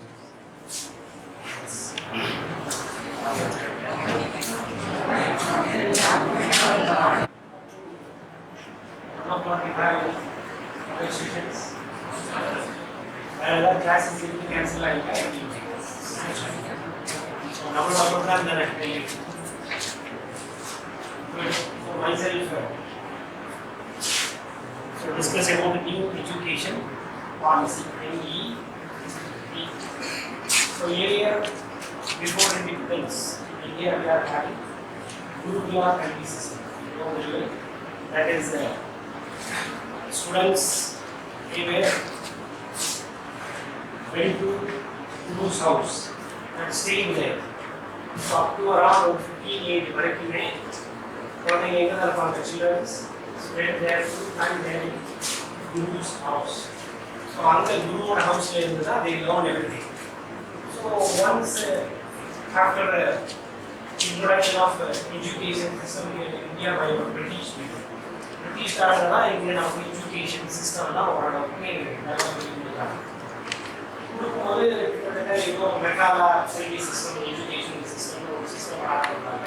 ஸோ ஸோ அதுதான் ஸ்கூலிங் ஒரு செட்டப், அங்கே சில்ட்ரன்ஸ் வரணும் அப்படிங்கிறதுலாம் முடிவாங்க. சரியா? கிட்டத்தட்ட அந்த செட்டப்பை தான் நம்ம கொஞ்சம் கொஞ்சமாக ஃபாலோ பண்ணுறோம். Daily training okay. So first education minister right, ஒரு ஆசாத் நபி ஒருத்தர், அவர் தான் ஃபர்ஸ்ட் என்னவா இருந்தார், எஜுகேஷன் மினிஸ்டர். ஸோ அவர் தான் அவங்க ஃபர்ஸ்ட் டைமாக ஒரு எஜுகேஷன் பாலிசி இன்ட்ரடியூஸ் பண்ணுறாங்க. ரைட், அதுக்கு பிறகு வெளியே +1 +2 அப்படிங்கிற கான்செப்ட்ஸ் எல்லாமே 80s பிறகு தான் வருது. இப்போ நீங்கள் முடிக்கிறீங்க சிஸ்டம், அதுக்கு முன்னாடி பியூசி அப்படின்னு இருக்குது. 10th வரைக்கும் உள்ள ஸ்டடீஸ்லாம் வந்து பெருசாக ஸ்டடீஸ் கிடையாது. பியூசி அப்படின்னு படிப்பாங்க, அதுக்கு பிறகு டிகிரி ஹோல்டர்ஸாக படிக்க வைக்கிறாங்க. ஓகே, ரிசர்ச் மினிஸ்டர் இவங்க ஒரு டீம் உட்கார்ந்து யோசிக்கிறாங்க. ஓகே, ஸோ இந்த டீம் என்ன பண்ணுறாங்க அப்படின்னா, கிட்டத்தட்ட நம்ம பழைய சிஸ்டம் ஆஃப் எஜுகேஷன் இருந்து ஒரு மாடர்ன் சிஸ்டம்குள்ளே போகணும் அப்படின்னு they think about it. Understood? You know, 2005 we did our BSc Agriculture. So அப்போது 2005 நாங்கள் BSc Agri படிக்கும்போது அட்மிட் ஆகக்கூடிய ஃபர்ஸ்ட் BSc Agri ஸ்டூடெண்ட்ஸ் கையில் மொபைல் ஃபோனோட வர்றாங்க. நாங்கள் final years we are not having mobile phones. சொல்ல வர விஷயம் புரியுதா இல்லையா? ஸோ நம்மளை விட யங் ஜென்ரேஷன் பீப்புள் அட்வான்ஸாக டெக்னாலஜியோடு வர்றாங்க. ஸோ நாங்கள் அதுக்கு பிறகு தான் once we realised first year பசங்க கையில் செல்லோட வர்றாங்க, நம்ம கையில் செல்லுன்ட்டு final year after MSc AG எல்லாம் படிக்கும்போது தான் ஆர்டினரி டச் ஃபோனுக்குள்ளே வரும். Sorry, not means keypad mobile சிஸ்டம்குள்ளே வரும். அடுத்து ஒரு 5 to 7 இயர்ஸ்க்குள்ள கொஞ்சம் கொஞ்சமாக இன்டர்நெட் விஷயம் எல்லாமே ரொம்ப அப்டேட்டட் ஆகிடுச்சு. ஸோ 2005-04 தான் இந்தியாவில் பெரிய அளவில் மொபைல் ஃபோன் ரெவல்யூஷன் வருது. அப்போ கீபேட் மொபைல் ஃபோன்ஸ் தான் இருக்குது. வித்தின் 10 இயர்ஸ் ஸ்மார்ட் ஃபோன் வர ஆரம்பிச்சோடனே எல்லாமே என்ன ஆகிடுச்சு, கம்ப்ளீட்டாக அட்வான்ஸாக போயாச்சு. இன்னைக்கு ஏஐ, ஆர்டிஃபிஷியல் இன்டெலிஜென்ஸ், அதுக்கெல்லாம் வந்தாச்சு. ஏஐங்கிறது ரொம்ப அட்வான்ஸாக போயிட்டு இருக்கக்கூடிய ஒரு டெக்னாலஜி இல்லையா? ஸோ இன்னும் வெறும் ஒரு டெக்னாலஜி அப்டேட் ஆகும்போது அதில் நிறைய ப்ராப்ளம்ஸ் வரும். Government think about how to solve this kind of issues. அதில் வர பிரச்சனை எப்படி ஷார்ட் அவுட் பண்ணுறது? வை பிகாஸ் உங்களுக்கு ஒரு கால் வந்து உங்கள் அப்பா பேசுகிற மாதிரியே பேசுவாங்க. உங்கள் அப்பா எப்படி உங்கள்கிட்ட பேசுவாரோ அதே வாய்ஸ் அப்படியே இருக்கும். இது எதுவுமே ஏஐ, நான் தான் பேசுவேன், ஆனால் அது எப்படி உங்கள் அப்பாவோட டோன் எப்படி இருக்குமோ அதே டோனில் இருக்கும். மிமிக்ரியவே பண்ணலை, சிஸ்டமே என்ன பண்ணுறது, அந்த சாஃப்ட்வேர் ஏஐல இது மாதிரி இருக்கு. ஸோ அப்போ நிறைய விபரீதங்களும் கிடக்கும். புரியுதா? ஸோ அப்போ எப்படி டெக்னாலஜி இவ்வளோ அப்டேட் ஆகும்போது you must concentrated on education system. ரைட்டா ராங்? கரெக்டாக இல்லையா? எஜுகேஷன் அதுக்கேற்ற மாதிரி அப்டேட் ஆகணுமா வேண்டாமா? கிட்டத்தட்ட யூஜிசி ஃபார்ம் பண்ணுறது, யூனிவர்சிட்டி கிராண்ட் கமிஷன் வந்ததுக்கு பிறகு 70s காலகட்டத்தில் தான் ரெகுலேஷன் மாறி இருக்கு. அதுக்கு பிறகு எதுவுமே அவங்க மாற்றல. அதாவது 10+2 அப்படிங்கிற ஒரு செட்டப்பில் தான் நம்மளோட எஜுகேஷன் இருக்குது. 10ஆம் கிளாஸ் வரைக்கும். அதுக்கு பிறகு என்னது +1 +2 2 years. Then you move to higher education, BSc, BSc, BA, அது மாதிரி கோர்ஸுக்குள்ள நம்ம போகிறோம். ஓகே, ஸோ அப்போ கிட்டத்தட்ட ஒரு 30 இயர்ஸாக எஜுகேஷன் சிஸ்டமில் எந்த மாடிஃபிகேஷனும் வரல. சென்ட்ரல் கவர்மெண்ட் ஒரு டீம் ஃபுல்லாக உட்கார்றாங்க. தமிழ்நாடோட ஒரு எஜுகேஷன் சம்மந்தப்பட்ட ஒரு எக்ஸ்போர்ட்ஸாக அந்த டீமில் உட்காந்துன்னா நியூ எஜுகேஷன் பாலிசியை டிசைன் பண்ணுறாங்க. புரியுதா? இது எப்படி இருக்குது அப்படின்னா, அவங்களோட ப்ரைமரி எஜுகேஷனில் ஆரம்பித்து அப் டு 5th ஸ்டாண்டர்ட் வரைக்கும் ஒரு ஸ்டேஜ், 8th, திருப்பி 10th, +1 +2 தனியாக ஒவ்வொரு ஸ்டேஜஸ்லேயும் ஸ்டூடெண்ட்ஸை அழகாக எவாலுவேட் பண்ணுறாங்க. வெறும் புக்ஸோ ரிட்டன் பார்ட்டோ ரொம்ப கம்மி. இப்போ எலிமெண்ட்ரி ஸ்கூலில் அப்போ ப்ளே சம்மந்தப்பட்ட விளையாட்டுகள் சம்மந்தப்பட்ட ஒர்க்கை தான் நிறைய கொடுக்குறாங்க. ப்ராடக்ட்ஸை பார்த்து வாட் இஸ் சின்ன சின்ன விசிட்ஸ் போகிறது, செல்ஃபாக அவங்களா இன்ட்ரொடக்ஷன் எதையாவது பேச வைக்கிறது, இந்த மாதிரி கொஞ்சம் கொஞ்சமாக லாங்குவேஜ் வாட் இஸ் அப்படிங்கிறத மட்டும் அவங்களோட ப்ரைமரி எஜுகேஷனில் கற்றுக்குறாங்க. ரைட்டா? 3rd ஸ்டாண்டர்ட் வரைக்கும். 3rd ஸ்டாண்டர்ட் முடிக்கும் போதும் சில விஷயத்தை டிஸ்கஸ் பண்ணுறாங்க. இந்த பையனை கூப்பிட்டு ஒரு டீச்சர் ஒரு சின்ன யூட்டிலிட்டி, இது என்னது லெட்டர்ஸ் புரிஞ்சுக்கிட்டானா ஒரு பொருள் அவங்களால எக்ஸ்பிளைன் பண்ண முடியுதா, லாங்குவேஜ் கான்ஃபிடன்ஸ் இருக்கா அப்படின்னு சில விஷயங்களை எவாலுவேட் பண்ண போயிருந்தா 2, 4, 5, 6 அடுத்த லெவலுக்கு நம்ம போகணும். புரியுதா? இப்படி அங்கே எங்கேயா சின்ன சின்ன பேலன்ஸிங்க அந்த எஜுகேஷனை கொண்டு போவாங்க. ஓகே, ஸோ அப்போ once you complete your degree, sorry +2 நீங்கள் முடிக்கும் போது உங்களுக்கு ஓரளவுக்கு ஒரு பையன் அவரோட வெறும் சும்மா ஜஸ்ட் எஜுகேஷன் மட்டும் கற்றுக்காம ஹோலிஸ்டிக்காக ஹி மஸ்ட் அண்டர்ஸ்டுட் அவரோட பர்சனாலிட்டி டெவலப்மெண்ட் புரியுதா, அவரோட சப்ஜெக்ட் நாலேஜாக இருக்கா, புரியுதா, இனோவேட்டிவ்ஸ் அவரால் தனியாக செயல்பட முடியுது. இந்த மாதிரி ஒரு கான்ஃபிடென்ட்டோட ஒரு ஸ்டூடெண்ட்டை ரெடி பண்ணணும் தான் new education policy. Okay, so அதில் வேறு ஹையர் எஜுகேஷன் போகும்போது பிஇ படிக்க போனீங்க அப்படி என்ன செஞ்ச வச்சு ஓகே, ஸோ காலேஜ் போகும்போது செட்டப் மாறுது. ஒன்ஸ் பிஇ படிக்கிறீங்கன்னு வச்சுக்கோங்க, ஃபர்ஸ்ட் இயர் செகண்ட் இயர் முடிச்சா கூட நீங்கள் டிஸ்கண்டினியூ பண்ணீங்கன்னா டிப்ளமா ஹோல்டருக்கு சர்டிஃபிகேட் கொடுக்குறாங்க. டிப்ளமா ஹோல்டர்னா யாரு? பாலிடெக்னிக் 2 வருஷம் முடிச்சிங்கன்னா அதுக்கு அந்த சர்டிஃபிகேட் கொடுக்குறாங்க. புரியுதா இல்லையா? ஸோ இப்படி இடையில நீங்கள் வித்ரா வாங்கினா கூட உங்களுக்கு ஏதாவது ஒரு டிகிரி ஒன்ஸ் ஃபுல்லாக முடிச்சிங்கன்னா தான் ஹையர் ஸ்டடீஸ்க்கு போக முடியும். அந்த மாதிரிலாம் சிஸ்டமில் நிறைய சேஞ்சஸ் பண்ணி கொண்டு வந்திருக்காங்க. இதுதான் நியூ எஜுகேஷன் பாலிசி. ஓகே, கிட்டத்தட்ட இந்த எஜுகேஷன் பாலிசி 2022ல கர்நாடகா ஸ்டேட்ல தான் first education policy was introduced. Remaining ஸ்டேட்ஸ்ல ஒவ்வொரு ஸ்டேட் தான் அவங்கவுங்க அந்த ஸ்டேட்டுக்கு ஏற்ற மாதிரி இந்த பாலிசியை இம்ப்ளிமெண்ட் பண்ண சொல்லி கவர்மெண்ட் சொல்லியிருக்காங்க. தமிழ்நாடு நம்ம கவர்மெண்ட் என்ன பண்ணாங்க அப்படின்னா, we have already ஏற்கனவே நமக்கு ஸ்டேட் போர்டு இருக்கு, சமச்சீர் கல்வி இருக்கு, கிட்டத்தட்ட +1+2 மீன்ஸ் மெட்ரிகுலேஷன் இருக்கு, சிபிஎஸ்சி இருக்கு, இந்த மாதிரி நிறைய சிஸ்டம் செட்டப் இருக்கிறதுனால நம்ம கவர்மெண்ட் அதில் நாங்கள் அட்வான்ஸாக நிறைய விஷயம் பண்ணியிருக்கிறோம். இந்த பாலிசியை கொஞ்சம் நாங்கள் யோசனை பண்ணி முடிவு பண்ணுறோம்னு சொன்னாங்க. அண்ட் ஆல்சோ எங்களுடைய கிட்டத்தட்ட இது இந்த கிரைசிஸ் ஒரு 2 வருஷமா இருக்கு. வேற என்ன மாதிரியான ஆர்குமெண்ட்ஸ் வந்தது நியூ எஜுகேஷன் பாலிசி? இந்த பாலிசியில் வேற என்ன மாதிரி ஆர்குமெண்ட் வந்தது? யாரையாவது இதை கவனிச்சிங்க? New education policy but this is an interactive session, right? சொல்லுங்க. லாங்குவேஜஸ் யா, அது ஒரு இஷ்யூ கவனிச்சிங்களா இல்லையா? மும்மொழி கொள்கை அப்படின்னு சொன்னாங்க, கரெக்டா இல்லையா?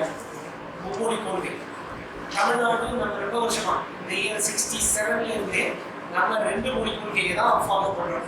ஒன்று தமிழ், என்ன ஒன்று இங்கிலீஷ். இதுல 3 மொழி அப்படின்னு சொன்ன உடனே 3வது மொழி தேர்ட் லாங்குவேஜ்ங்கிறது என்ன வேணாலும் நம்ம எடுத்துக்கலாம்.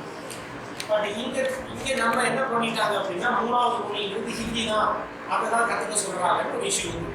ஸோ பிறகு அதில் என்ன சொல்லியிருந்தாங்க, any languages not only Hindi, maybe you are interested, நீங்கள் ஹிந்தி கற்றுக்கணும்னா ஹிந்தி கற்றுக்கணும், மேபி நீங்கள் கோயம்புத்தூர் ஆர் கேரளா பேஸ்டு பீப்புளாக இருந்தீங்கன்னா, அந்த பார்டர் டிஸ்ட்ரிக்டோட பீப்புளாக இருந்தீங்கன்னா, you are interested to learn Malayalam தான், you need to learn Malayalam. Okay, Krishnagiri தருமபுரிக்காரங்க நீங்கள் கன்னடா கற்றுக்க போகிறேன், தெலுங்கு கற்றுக்கலாம் அப்படின்னு விருப்பம் அப்படின்னா ready to learn your own wish. புரியுதா? ஸோ இப்படி சாய்ஸ் அதில் கொடுத்துருந்தாங்க. புரியுதா இல்லையா? ஸோ அப்போ கண்டிப்பாக தமிழ் இங்கிலீஷுங்கிறது மேண்டேட், எக்ஸ்ட்ரா ஒரு லாங்குவேஜ் கற்றுக்கணும் பிள்ளைங்க, அது நல்லது அப்படிங்கிறது நியூ எஜுகேஷன் பாலிசியில் இருக்குது.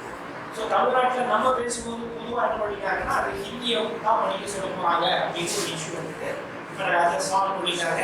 இப்போ நீங்கள் என்ன லாங்குவேஜ் வேணாலும் கற்றுக்கணும். ஸோ கண்டிப்பாக வித்தின் அவர் நேஷன் நீங்கள் தமிழ் இங்கிலீஷ் கூட அடிஷ்னலாக வேறு லாங்குவேஜ் கற்றுக்கிறது நமக்கு தான் என்னது நல்ல விஷயம். சரியா? வேற என்ன இஷ்யூஸ் பார்த்தீங்க நியூ எஜுகேஷன் பாலிசியில்? வேற என்ன பிரச்சனை வந்து?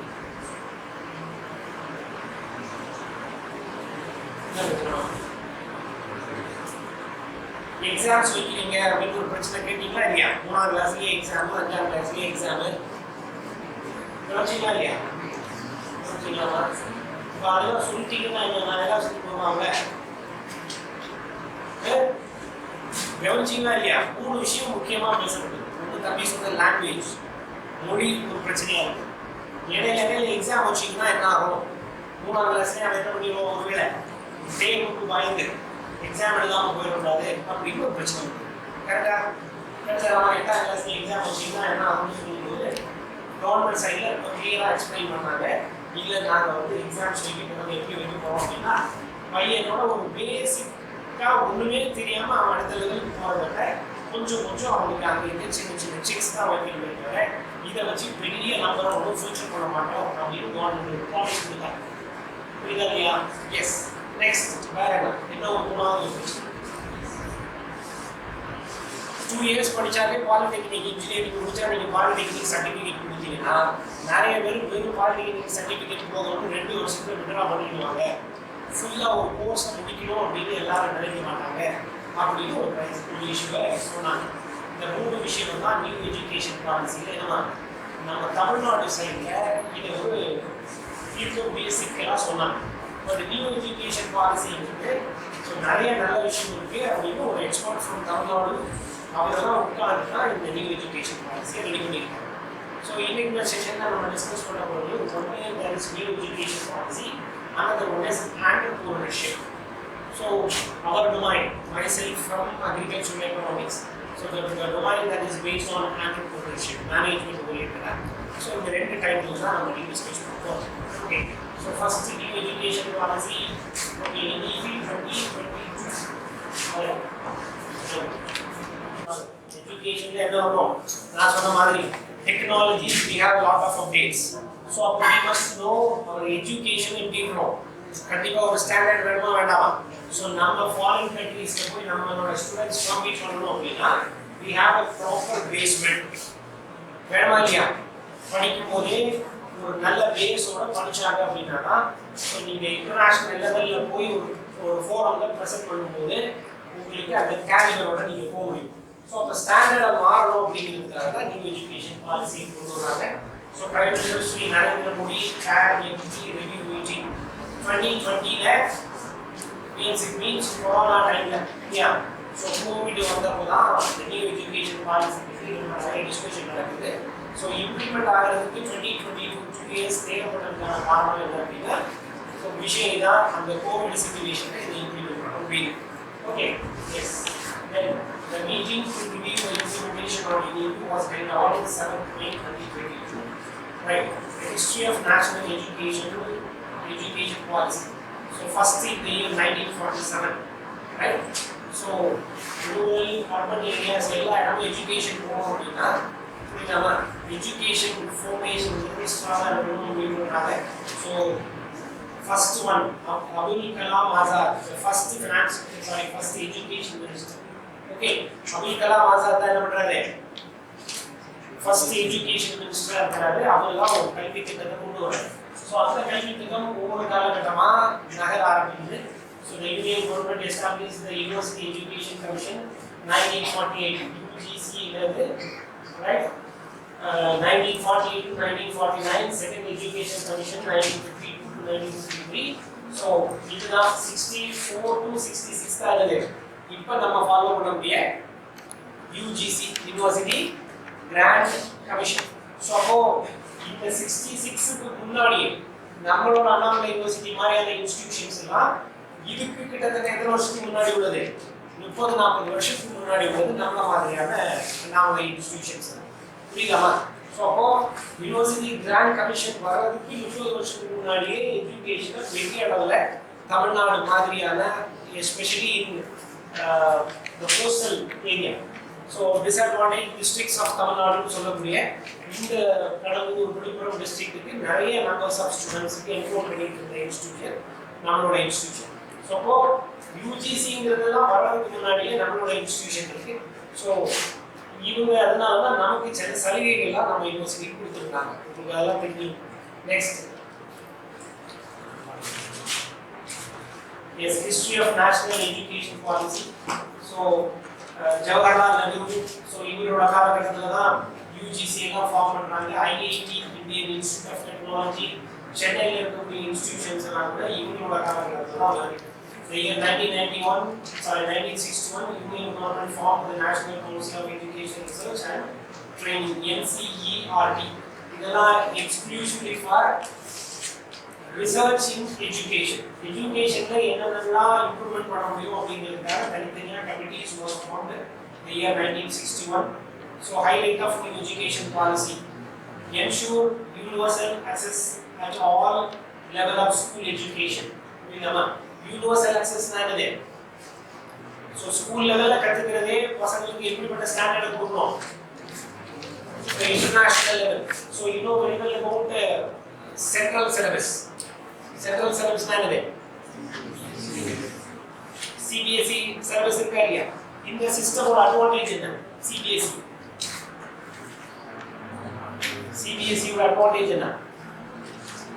நேஷனல் ஃபுல்லாகவே அந்த எஜுகேஷன் சிஸ்டம் இருக்கும். என்னதுன்னா as a military officer ஏதாவது ஒரு central government employee 3 years 1 transfer ஆகி அவர் எந்த ஸ்டேட்டுக்கு போனாலும் அங்கே இருக்கக்கூடிய ஸ்கூலில் என்ன பண்ணிக்கலாம், அவங்களால கண்டினியூ பண்ண முடியும். இயரோட மிடில்லையோ அல்லது இயரோட பிகினிங்காக இருந்தால் கூட. ஸோ இந்த சில்ட்ரன்ஸுக்கு எப்படி அந்த ஆப்பர்ச்சுனிட்டி கிடைக்கும், புரியுதா இல்லையா? ஸோ நம்ம யூனிவர்சிட்டியில் பார்த்தீங்கன்னா எம்சிசியில் நிறைய நார்த்துல இருந்து நிறைய ஆர்மி ஆஃபீஸர்ஸ் இருக்கிறாங்க. கிட்டத்தட்ட ஒரு 20 army officers are residing here in our Chitambram, right? So இவங்களுக்கு இவங்களோட சில்ட்ரன்ஸை இயரோட மிடில் இவங்க கூட்டிட்டு வந்தாங்க அப்படின்னா இங்கே அட்மிஷன் போடுறதுக்கு இவங்க யூஸ் சென்ட்ரல் கவர்மெண்ட் சிலபஸ் இருக்கக்கூடிய ஸ்கூல்ஸ்க்கு ஈஸியாக அட்மிட் பண்ணிக்க முடியும். ஸோ இவங்க ஹரியானாக்காரோ உத்தரப்பிரதேஷ்காரோ இருப்பார். இங்கே தமிழ்நாட்டுக்கு வந்த பிறகு இங்கே வந்து தமிழ்நாடோட சமச்சீர் கல்வி அப்படின்னு ஒரு சிஸ்டம் நம்ம ஃபாலோ பண்ணால் அவங்க சில்ட்ரன்ஸாக என்ன பண்ண முடியாது, அந்த ஸ்கூல் சிஸ்டமுக்குள்ள கொண்டு போக முடியாது. ஸோ அதனால எதில் கொண்டு போவாங்க, சென்ட்ரல் போர்டு சிபிஎஸ்சி போர்டுல போவாங்க. ஸோ அப்போ நியூ எஜுகேஷன் பாலிசியில் உள்ள ஸ்கூல் செட்டப் எதை மீட் பண்ணுது அப்படின்னா, ஒன்ஸ் நீங்கள் அப்ராட் போனால் கூட உங்கள் பிள்ளைங்க அந்த இதுக்கு போகணுமா இல்லையா, அந்த ஸ்கூல் செட்டப்புக்கு. இப்போ எப்படி வித்தின் இந்தியாவுக்குள்ள நம்ம சென்ட்ரல் சிலபஸை பயன்படுத்திக்கிறோமோ, சிபிஎஸ்சி ஸ்கூல்ஸை அட்மிஷன் பயன்படுத்துகிறோமோ, அது மாதிரி நம்ம நியூ எஜுகேஷன் பாலிசியை நம்ம ப்ராப்பராக இம்ப்ளிமெண்ட் பண்ணி ஃபாலோ பண்ணோம் அப்படின்னா our children got admitted in abroad, foreign countries போனா கூட at least not only all countries, ஓரளவுக்கு மீடியமாக ஒரு 25 to 30% of the countries நம்ம பசங்க போனா அவங்களுக்கு அந்த ஈஸியாக அட்மிஷன் கிடைக்கிறதுக்கு it will support. Okay, that is the first thing. Second one is early childhood care and education with the new curriculum and pedagogical setup. Yeah, structure. So listen. So early ஸ்டேஜில் சின்ன குழந்தைங்களா இருக்கும்போது ஒரு செட்டப்பில் around 10 years வரைக்கும் age old வரைக்கும் ஃபாரின்ல நிறைய கண்ட்ரீஸில் என்ன பண்ணுறாங்கன்னா பிள்ளைங்களுக்கு ப்ளே அண்ட் லேர்ன் தான் சிஸ்டம். பட் நமக்கு தான் இங்கே என்ன பிரச்சனை இருக்குது அப்படின்னா, ப்ரீகேஜி வரைக்கும் தான் ஓரளவுக்கு சில்ட்ரன்ஸ் கொஞ்சம் ஃப்ரீயாக இருக்காங்க. ஃபஸ்ட்டு செகண்டு தேர்டு ஃபோர்த்தெல்லாம் போனாங்கன்னா படிப்படியாக ஒர்க்லோடு இன்க்ரீசஸ் கரெக்டாக இல்லையா? ஸோ இப்போ 9th 10th +1 +2 எல்லாமே ஸ்கோர் பேசிஸ்ல போனதுனால, ஸ்கோர் என்ன ஒன்லி மார்க் கட் ஆஃப் பேசிஸ்ல போனதுனால ஸோ நிறைய ஸ்கோர் வாங்கணுங்கிற ப்ரெஷர். ஸோ இந்த ப்ரெஷர்லாம் இல்லாமல் சில்ட்ரன்ஸை ஓரளவுக்கு அவங்களோட ப்ளே அண்ட் லேர்னுங்கிற கான்செப்ட்லாம் கொண்டு வரதுக்காக வேர்ல்டு லெவலில் எந்த கண்ட்ரீஸோட சிஸ்டம் இந்த எஜுகேஷனை நல்லா அடாப்ட் பண்ணியிருக்காங்க, சில்ட்ரன்ஸோட லேர்னிங் ஐக்யூ லெவல் எந்த கண்ட்ரியில் பெட்டராக இருக்குது அப்படின்னு ஓவராலாக வேர்ல்டு ஃபுல்லாக உள்ள நிறைய கண்ட்ரிஸோட அசஸ் வச்சு நம்மளோட நியூ எஜுகேஷன் பாலிசியை ஃப்ரேம் பண்ணுறோம். Okay, attaining foundational literacy and numeracy. So இது என்ன லிட்ரஸி லெவல் என்ன ஆகும், ஃபவுண்டேஷன் நல்லா இருக்கும். அண்ட் பீப்புளோட என்ரோல்மெண்ட், சில்ட்ரன்ஸோட என்ரோல்மெண்ட்டையும் ப்ராப்பராக கொடுக்குறாங்க. Reforms in school curricula and pedagogy, then multilingualism, linguistic languages.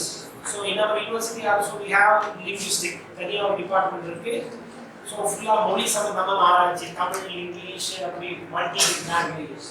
So சில்ட்ரன்ஸ்ங்கிறவங்களுக்கு, குழந்தைங்களுக்கு அப் டு 5th ஸ்டாண்டர்ட் வரைக்கும் தான் எதை சொல்லி கொடுப்பாங்க,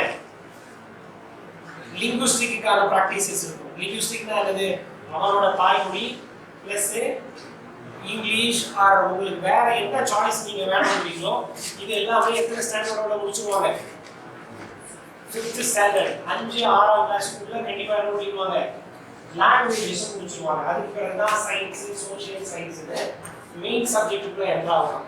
ஸோ அப்போ கண்டிப்பாக சில்ட்ரன்ஸ் ஒரு 3 அல்லது 4 லாங்குவேஜ் படிக்கிறதுக்கான ஒரு பெரிய ஸ்பேஸை கொடுக்கணும் அப்படிங்கிறது தான் நம்ம நியூ எஜுகேஷன் பாலிசியோட ஸ்கீம். புரியல? ஸோ பாரதியார் முன்னாடியே, பிஃபோர் இண்டிபெண்டன்ஸுக்கு முன்னாடியே அவர் நிறைய இந்தியாவோட பல மாநிலங்களுக்கு ட்ராவல் பண்ணி, புரியல இல்லையா, 18 மொழிகளில் நிறைய லாங்குவேஜ் படித்து நிறைய விஷயம் தெரிஞ்சுட்டு தான் அவர் என்ன சொல்கிறாரு, தமிழ் நம்மளோட மொழி எவ்வளோ சிறப்பு வாய்ந்தது அப்படிங்கிறத சொல்கிறாரு. ஸோ அப்போ நமக்கும் என்ன இருக்கணும், மற்ற லாங்குவேஜ் எப்படி இருக்கு, அதில் என்னென்ன அட்வான்டேஜஸ் இருக்கு, இலக்கணம் மீன்ஸ் கிராமர் எப்படி கொடுக்குறாங்க, தமிழ்ல எப்படி இருக்கு, இங்கிலீஷ் எப்படி இருக்குங்கிற விஷயத்தை நம்ம அண்டர்ஸ்டாண்ட் பண்ணிக்கணும்.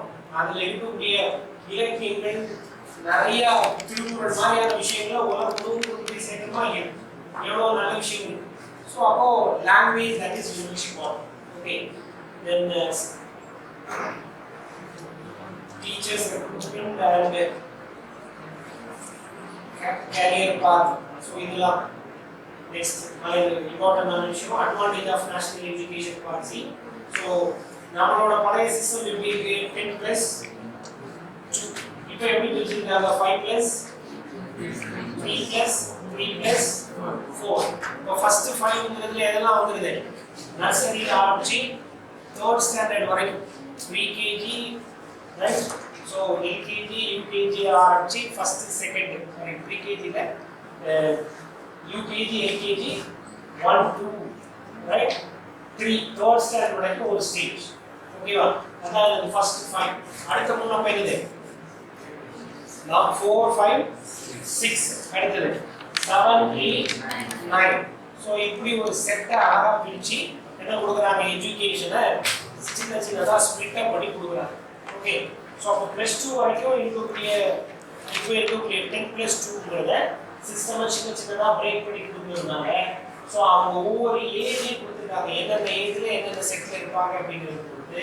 So childrens we are having the learning curve. Learning கர்வ்னா என்ன, எப்படி லேர்னிங் கர்வ் அப்படின்னு ஒரு கர்வ் இருக்கு, கேள்விப்பட்டிருக்கீங்களா? லேர்னிங் கர்வ் சில பையன் ஃபர்ஸ்ட் ஒரு 5th ஸ்டாண்டர்ட் வரைக்கும் ஒழுங்கா படிச்சிருக்க மாட்டான், அதுக்கு பிறகு 6th 7th 8th வந்த பிறகு சில பசங்க படிக்கிற பையன் இருப்பான். மேபி சில ஆள் 9th 10th 11th படிக்கிறவங்க இருக்காங்களா இல்லையா? ஒவ்வொரு சில்ட்ரன்ஸும் ஒவ்வொரு மாதிரி இருப்பாங்க. இந்த லேர்னிங் கர்வ் அப்படிங்கிறது இந்த நியூ எஜுகேஷன் பாலிசி என்ன சொல்லுங்க அப்படின்னா, ஒவ்வொரு ஸ்டேஜஸ்லயும் நீங்க ப்ராப்பரா எக்ஸிக்யூட், நம்ம ப்ராப்பரா விஷயத்தை எஜுகேஷன் கொண்டு போனோம் அப்படின்னா representatives first year second semester, right? So நான் பிஎஸ்சி இன்ஜி படிக்கும்போது ஃபர்ஸ்ட் இயர்ல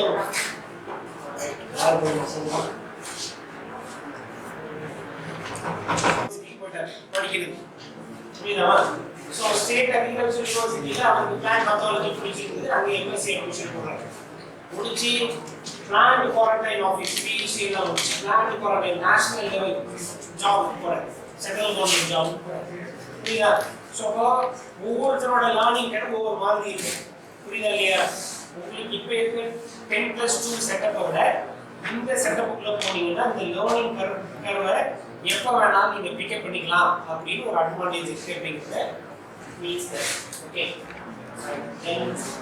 advantages of new education policy. So இதில் என்னென்ன அட்வான்டேஜ் இருக்குங்கிறத சொல்லியிருக்கிறாங்க. ஓகே, ஸோ என்சிஆர்டி அப்டேட்டட் ஆகுது, இன்டர்நேஷனல் காம்படிஷன்ஸ் யூனிவர்சிட்டி டிஃபீட் பண்ண முடியும். எஸ், சில்ட்ரன்ஸ் வந்து 3rd standard 5th 8th அங்கேயே அவங்களுக்கு எக்ஸாம்ஸ் சென்ட்ரல் எக்ஸாம்ஸ் நடக்கிறதுனால அவங்க மேபி கியூட் மாதிரி எக்ஸாம், கியூட் அப்படின்னா சென்ட்ரல் கவர்மெண்ட்டுக்கு சென்ட்ரல் இன்ஸ்டிடியூட்ஸ் இருக்குல்ல அதுக்கு போகக்கூடிய எக்ஸாம்ஸ் இருக்கு. நீங்கள் ஆல்மோஸ்ட் ரெப்யூட்டட் இன்ஸ்டிடியூட்ஸ் உள்ள போனோம் அப்படின்னா இந்த மாதிரி என்ட்ரன்ஸ் எழுதி தான் நீங்கள் போக முடியும். வெறும் கட் ஆஃப் மார்க் வச்சு போக முடியாது. இன்க்ளூடிங் மெடிசன், இன்னொரு நீட் இருக்கு, ஜேஇஇ ஃபார் இன்ஜினியர்ஸ், ரைட், ட்ராட் அப்படின்னு இருக்கு ஃபார் லாயர்ஸ், ரைட். இப்படி ஒவ்வொருத்தருக்கும் ஒவ்வொன்றும் உங்களுக்கு என்ன சப்ஜெக்ட் கொடுக்க முடியுதோ அதுக்கு போனோம் அப்படின்னா உங்களோட ப்ரிப்பரேஷனே அவங்க என்ன சொல்றாங்க அப்படின்னா, நான் ஒரு பிஜி பேப்பர் வேல்யூவேஷன்ஸ் போயிருக்கேன், அங்கே பார்த்தா ரிட்டர்ன் பார்ட் எஸ்ஏ டைப் ரெஸ்பான்சிபிலிட்டியும் நமக்கு தான் இருக்கு. ஸோ அதனால இது என்ன புரிஞ்சுக்கலாம், ஒரு சின்ன இன்ட்ரோடக்ஷன் தான் இருக்கு. Okay, then immediate changes need on Indian education system. ஏற்கனவே இருக்க எக்ஸிஸ்டிங் சிஸ்டம்ல ஸோ என்னென்ன மாதிரி சேஞ்சஸ் பண்ணணும் அப்படின்னு, ஸ்மார்ட் எஜுகேஷன் வேணும், டெக்னாலஜி ட்ரெண்ட்ஸ் அப்டேட்டடாக இருக்கணும், ரைட், மாடலிங் ரிசர்ச்சுக்கு இம்பார்ட்டன்ஸ் கொடுக்கணும், அந்த மாதிரியான விஷயம் இருக்கு. தென் கன்க்ளூஷன், ஸோ பாலிசியில் என்னென்ன சேஞ்சஸ் பண்ணி இம்ப்ளிமெண்ட் பண்ணணும் அப்படின்னு சொல்லியிருக்காங்க. So this year onwards 2024 onwards, so நமக்கு பக்கத்தில் இருக்கக்கூடிய Puducherry already there ICICI international syllabus இருக்கு, சிபிஎஸ்சி இருக்கு, அங்கேயும் ஸ்டேட் போர்டு மாதிரியான education system in Puducherry also. So அவங்க ஃபர்ஸ்ட் டைமாக சவுத் இந்தியா பொறுத்த வரைக்கும் பெங்களூர்ல பெங்களூர் மீன்ஸ் கர்நாடகாவில் they are follow new education system. Now Puducherry ஸ்டேட்லேயும் ஒரு நியூ எஜுகேஷன் பாலிசி கொண்டு வராங்க. ஸோ தமிழ்நாடு கவர்மெண்ட் இதில் சின்ன சின்ன சேஞ்சஸ் நமக்கு பண்ண சொல்லி கண்டிப்பாக இந்த நியூ எஜுகேஷன் பாலிசி தமிழ்நாட்டுக்கு வரும். ஓகே, இது ஒன்று.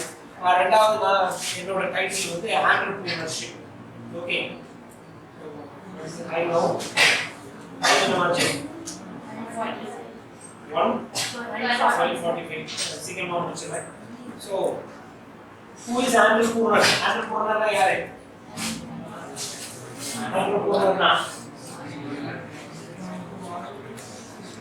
बताइए इसमें सही क्या है आप?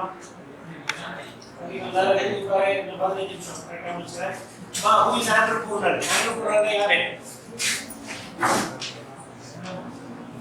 Who is entrepreneur? सीख रहा हूँ. Educational experts है edupreneur, EDUPRENEUR. So entrepreneur அப்படினா a person who do a business in a successful manner. புரியுதா? So he is an innovator. Business பண்றது சாதாரணமான விஷயம் கிடையாது. Risk challenging personality. Risk challenging என்ன? Businessல என்ன பண்ண முடியாதுன்னா ரொம்ப அசால்ட்டா இருந்தீங்க அப்படின்னா எல்லாத்தையும் இழந்துருவீங்க. ஸோ அப்போ அது ஒரு ரிஸ்க் ஓரியன்டட். நீங்கள் வீட்டில் எனக்கு ஒரு 10 லட்ச ரூபா கொடுங்க, புரியுதா இல்லையா? நான் ஒரு நல்ல வேலை தேட போகிறேன் அதுன்னு ஏதாவது சொன்னால் கூட நம்ம வீட்டில் பணம் தருவாங்க. ஆனால் நான் பிஸ்னஸ் பண்ண போகிறேன், எனக்கு 10 லட்சம் கொடுங்கன்னா கொடுக்க மாட்டாங்க, நம்பி கொடுக்க மாட்டாங்க. You know very well land, labor, capital and management. So these four are the factors of production. ஞாபகா land, labor, capital and management. land னா உங்களுக்கு கண்டிப்பா அதுல என்ன கிடைச்சிரும்?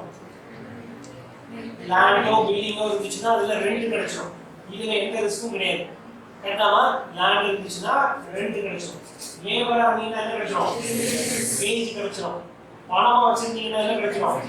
பேங்க்ல போட்டீங்கன்னா வட்டி கிடைச்சிரும். ஆனா மேனேஜ்மெண்ட்டுக்கு மட்டும்தான் என்ன கிடைக்காது? ப்ராஃபிட்ங்கிறது மட்டும்தான் அஷ்யூர்டு கிடையாது.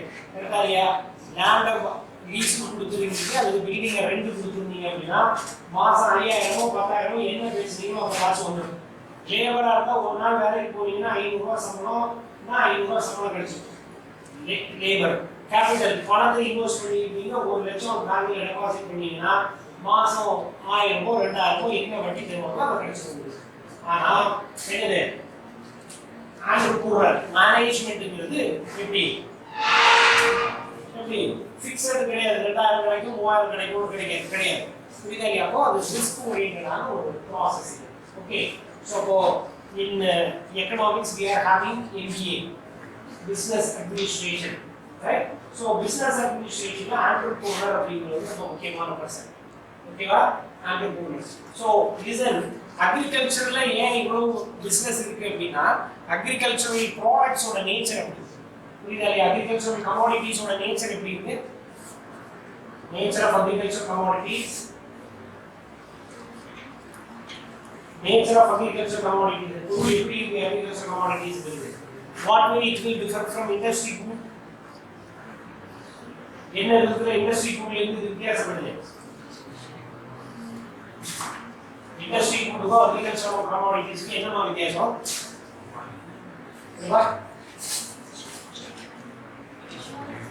என்ன ஸ்டோர் பண்ண முடியாது, perishable in nature. ஒன்று வேற perishability. Next.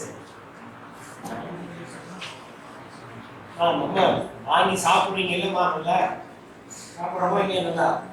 இண்டஸ்ட்ரி ஃபுட்டுக்கும் அக்ரிகல்ச்சர் கமாடிட்டிஸ்க்கும் என்ன வித்தியாசம்னு கேட்குறேன். பெரிஷபிள் ஸ்டோர் பண்ணி வைக்க முடியாது இல்லையா? ஈஸியா வீணா போகக்கூடிய நேச்சர் அதுக்கு இருக்கு.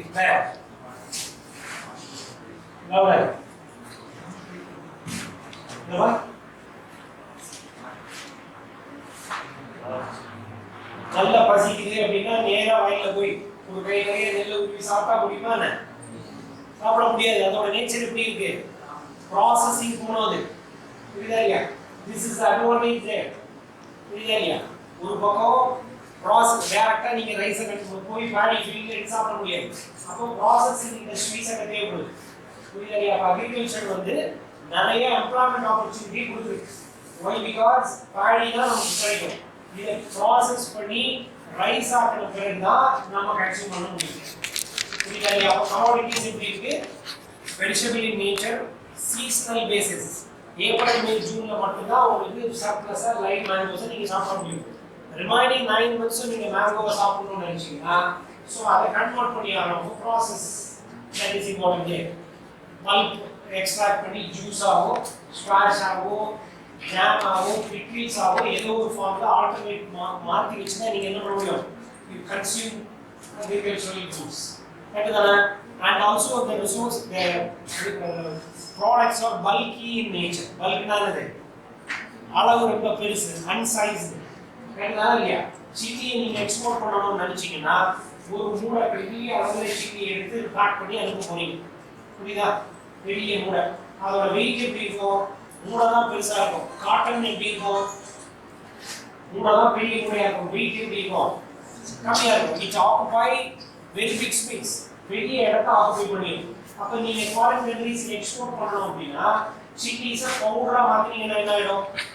இந்த ரூம் சைஸ்ல இருந்த சில்லியை பவுடர் பண்ணீங்கன்னா இந்த ரூமோட ஒரு ஹாஃப் சைஸ்ல வரும். இப்போ கூடுதலா நீங்க எக்ஸ்போர்ட் பண்ணலாமா? அட்வான்ஸா. புரியுதா இல்லையா? ஸோ ரா சில்லி அனுப்புறதை விட பவுடர் பண்ணி நீங்க எக்ஸ்போர்ட் பண்ணீங்கன்னா மோர் குவான்டிட்டியை உங்களால் எக்ஸ்போர்ட் பண்ண முடியும். So nowadays the extracted chilli சீட்ல இருக்கக்கூடிய ஒலிரோசின் எக்ஸ்ட்ராக்ட் பண்றாங்க. அதுதான் அந்த ஸ்பைசியான காம்பனன்ட், கெமிக்கல் காம்பனன்ட். அதை மட்டும் எக்ஸ்ட்ராக்ட் பண்ணி லிக்விட் ஃபார்ம்ல they are find chilies. புரியுதா இல்லையா? ஸோ அப்போ இப்போ நீங்க லிக்விட் என்ன பண்ண போறீங்க? லிக்விடை நீங்க எக்ஸ்போர்ட் பண்ணும்போது இப்போ பெரிய அளவுல 10 கூட அனுப்ப வேண்டியதை 2 லிட்டர் ஆர் 10 லிட்டர் பாட்டில் நம்ம எடுத்துக்கலாம். Chilli oil extract. அப்போ சமையல் பண்ணும்போது 1 or 2 drops அந்த இதை உடனே போதும். சரிங்களா? மிளகாய் தூள் போடுறதுக்கு பதிலாக 1 or 2 சொட்டு நீங்க விட்டு நீங்க மிக்ஸ் பண்ணீங்கனாலே உங்களுக்கு அந்த ஸ்பைஸ் கிடைக்கும். புரியுதா? So these are all the advantages in processing. Understood? புரியுதா உங்களுக்கு? அப்போ lot of employment opportunity there in agriculture. அக்ரிகல்ச்சர்ல என்ன இருக்கு? நிறைய எம்ப்ளாய்மெண்ட் ஆப்பர்ச்சுனிட்டி இருக்கு. அதனால தான் காலகாலமா நிறைய ரைஸ் மில்ஸை நம்மளால பார்க்க முடியும். ரைஸ் நீங்க பேடியை சும்மா சாப்பிடலாம்னா ரைஸ் மில் அவசியம் இல்லை. கரெக்டா இல்லையா? கோகனட்ல இருந்து ஆயில் எக்ஸ்ட்ராக்ட் பண்ணி ஆகணும் நீங்க.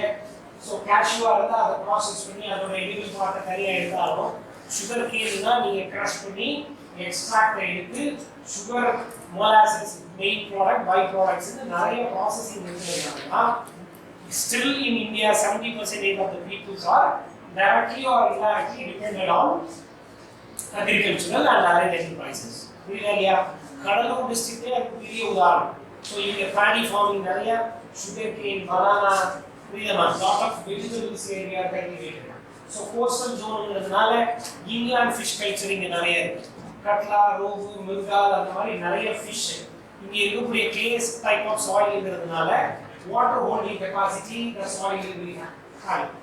புரியுதா இல்லையா? இதோட மண் எப்படி இருக்கும்? களிமண்ணா இருக்கிறதுனால தண்ணியை ஸ்டோர் பண்ணி வச்சுக்க முடியும். நீங்க சிதம்பரம் இருக்கக்கூடிய ஃபிஷ் மார்க்கெட் போனீங்கன்னா மெரைன் ஃபிஷ்ஷை விட லைவா நீங்க என்ன ஃபிஷ்ஷை பார்த்து வாங்கலாம்? இன்லாண்ட் ஃபிஷ்ஷஸ் நிறைய உயிரோட நீங்க பார்த்து நம்ம வாங்க முடியும். புரியுதா? Mud crop cultivation here is quite popular. Mud crop அப்படின்னா இது சகதியில் வளரக்கூடிய நண்டு. இது பெரிய ஃபார்மிங் நீங்க புரியுதா? கோஸ்டல் இந்த பிச்சாவரம் மேங்க்ரோவ் ஃபாரஸ்ட் பக்கத்தில் இருக்கக்கூடிய ஏரியாலாம் போய் பார்த்தீங்கன்னா ஸோ கிராப் ஃபார்மிங் இங்கே பெரிய அளவில் நடந்துட்டு இருக்கு. Shrimp farming Kadalur district is quite popular. Large area agricultural paddy production நடக்கிறதுனால paddy processing industries are in more number. In Panruti, the town that is quite popular for large number of cashew processing industries. So, ஒரு கடலூர் டிஸ்ட்ரிக்ட்ல மட்டுமே இவ்வளவு speciality இருக்கு அப்படின்னா nearby Villupuram district, Chengalpattu, Kanchipuram. So our place is very near to aerodrome. Maybe Kanjipuram district people are not cut floor production because nearby Neelambakam airport is located. So inge nariya cut floor production பண்ணி நமக்கு இந்தியாவுல சரி other கண்ட்ரீஸ்க்கு export பர்பஸ்க்காக நிறைய production நடக்குது. புரியுதா உங்களுக்கு? So Hosur கிருஷ்ணகிரியில இருந்து நிறைய ஃப்ளார்ஸ் ப்ரொடியூஸ் ஆகிறது ஃபுல்லா பெங்களூர்ல இருந்து ஃபாரின் கண்ட்ரீஸ்க்கு எக்ஸ்போர்ட்ஸ் ஆகுது. So nowadays we are having பேக்கிங்ல கூட ஒரு ப்ராடக்ட்டை பேக் பண்றதுல கூட நிறைய அட்வான்ஸா packing system is there. we have national institutes for packaging அப்படின்னு ஒரு இன்ஸ்டிடியூஷன் இருக்கு. இன்ஸ்டிடியூஷன் பேர் என்ன? National institute for packaging. நீங்க ஏதாவது ஒரு பொருள் இப்போ நீங்க சூப்பர் மார்க்கெட் மாதிரி நல்ல மெட்ரோ சிட்டிஸ்ல போய் நீங்க ஒரு ஆப்பிள் வாங்குனீங்கன்னா ஒரு ஆப்பிளோட விலை மேபி அது 50 rupees இருக்கலாம். பட் அது பேக் பண்ணி வர்றது பார்த்தீங்கன்னா அவ்வளோ அழகாக பேக் பண்ணி கொடுத்துருக்கோம்.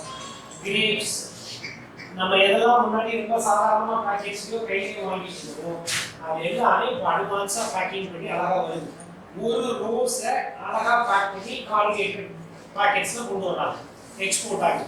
ஸோ அப்போ lot of business ventures are there, right? So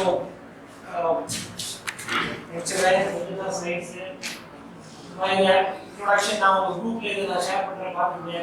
so organiser, decision maker, leader. Entrepreneur யாரு? ஆர்கனைஸ் பண்றது, டிசிஷன் மேக்கர், முடிவெடுக்கக்கூடிய ஆளவர் தான் லீடர், பாஸ் அவர் தான். சரியா? அவருக்கு கீழே என்ன qualities, innovation, risk taker, opportunities, problem solver, hard working, high achiever எல்லாமே அவர் தான். சரியா? ரெண்டாவது source of idea generation, formal informal. So நமக்கு ஒரு பிஸ்னஸ் ஆரம்பிக்கிறதுக்கு ஐடியா எங்கேருந்து கிடைக்கும்னா ஃபர்ஸ்ட் நமக்கு பர்சனல், ஃபேமிலி, ஃப்ரெண்ட்ஸ், கொலீக்.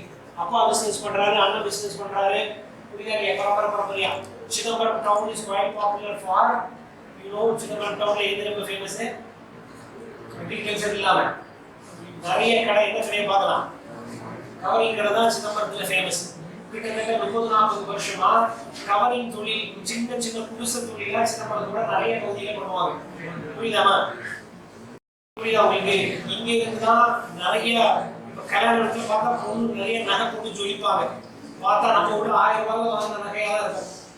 ஆனா போட்டோல பாத்தீங்கன்னா அவங்க போட்டோல பார்த்தா பயங்கரமா நகை படமா இருக்கும். ஸோ நிறைய இங்க இருக்கக்கூடிய குமரன் கவரிங்கா இருக்கலாம், எஸ்டி கவரிங்கா இருக்கலாம். Chidambaram town is quite popular for making what? என்னமா கவரிங் நகையில இவங்க ரொம்ப ஃபேமஸானவங்க. புரியுதா? பக்கத்துல நீங்க புவனகிரி டவுன் போனீங்கன்னா பட்டு, புவனகிரில எல்லாம் பஸ் ஸ்டாண்ட்ல சுத்தி பாத்தீங்கன்னா தெரியும், பக்கம் ஃபுல்லா என்னதான் இருக்கு? பட்டு கடையா தான் இருக்கும். அண்ட் ஆல்சோ லுங்கி இங்க நிறைய ப்ரொடக்ஷன் பண்றாங்க. எந்த பர்டிகுலர்லி புவனகிரி அந்த ஜோன்ல கீழப்பாளையம் அந்த ஊர்ல. ஸோ இதெல்லாம் அப்போ ஃபேமிலியா தொழில் வருஷம் குடும்பமா பண்ணக்கூடிய தொழிலா இருக்கலாம். ஃப்ரெண்ட்ஸ் மூலமா தெரிஞ்சுட்டு நம்ம சில பிசினஸ் ஆரம்பிக்கிறதா இருக்கலாம். கொலீக் நம்ம கூட ஒர்க் பண்றவங்க மூலமா இருக்கலாம். Information, news paper, magazines, books, trade journals. கோகனட்டுக்குனே தனியா ஜர்னல், கோகனட் டெவலப்மெண்ட் போர்டு. அதை படிச்சீங்கன்னா கோகனட் சம்பந்தமா என்ன பிசினஸ் பண்ணலாம்னு நமக்கு ஐடியா கிடைக்கும். புரியுதா? ஃபிஷரிஸ், இன்லாண்ட் ஃபிஷரிஸ், இதுக்கு கேரளா கொச்சின்ல இருக்கக்கூடிய ஒரு இன்ஸ்டிடியூட் இருக்கு, central institutes of fishery research அப்படின்னு இருக்கு. அங்க இருந்து நீங்க என்ன படிக்கலாம்?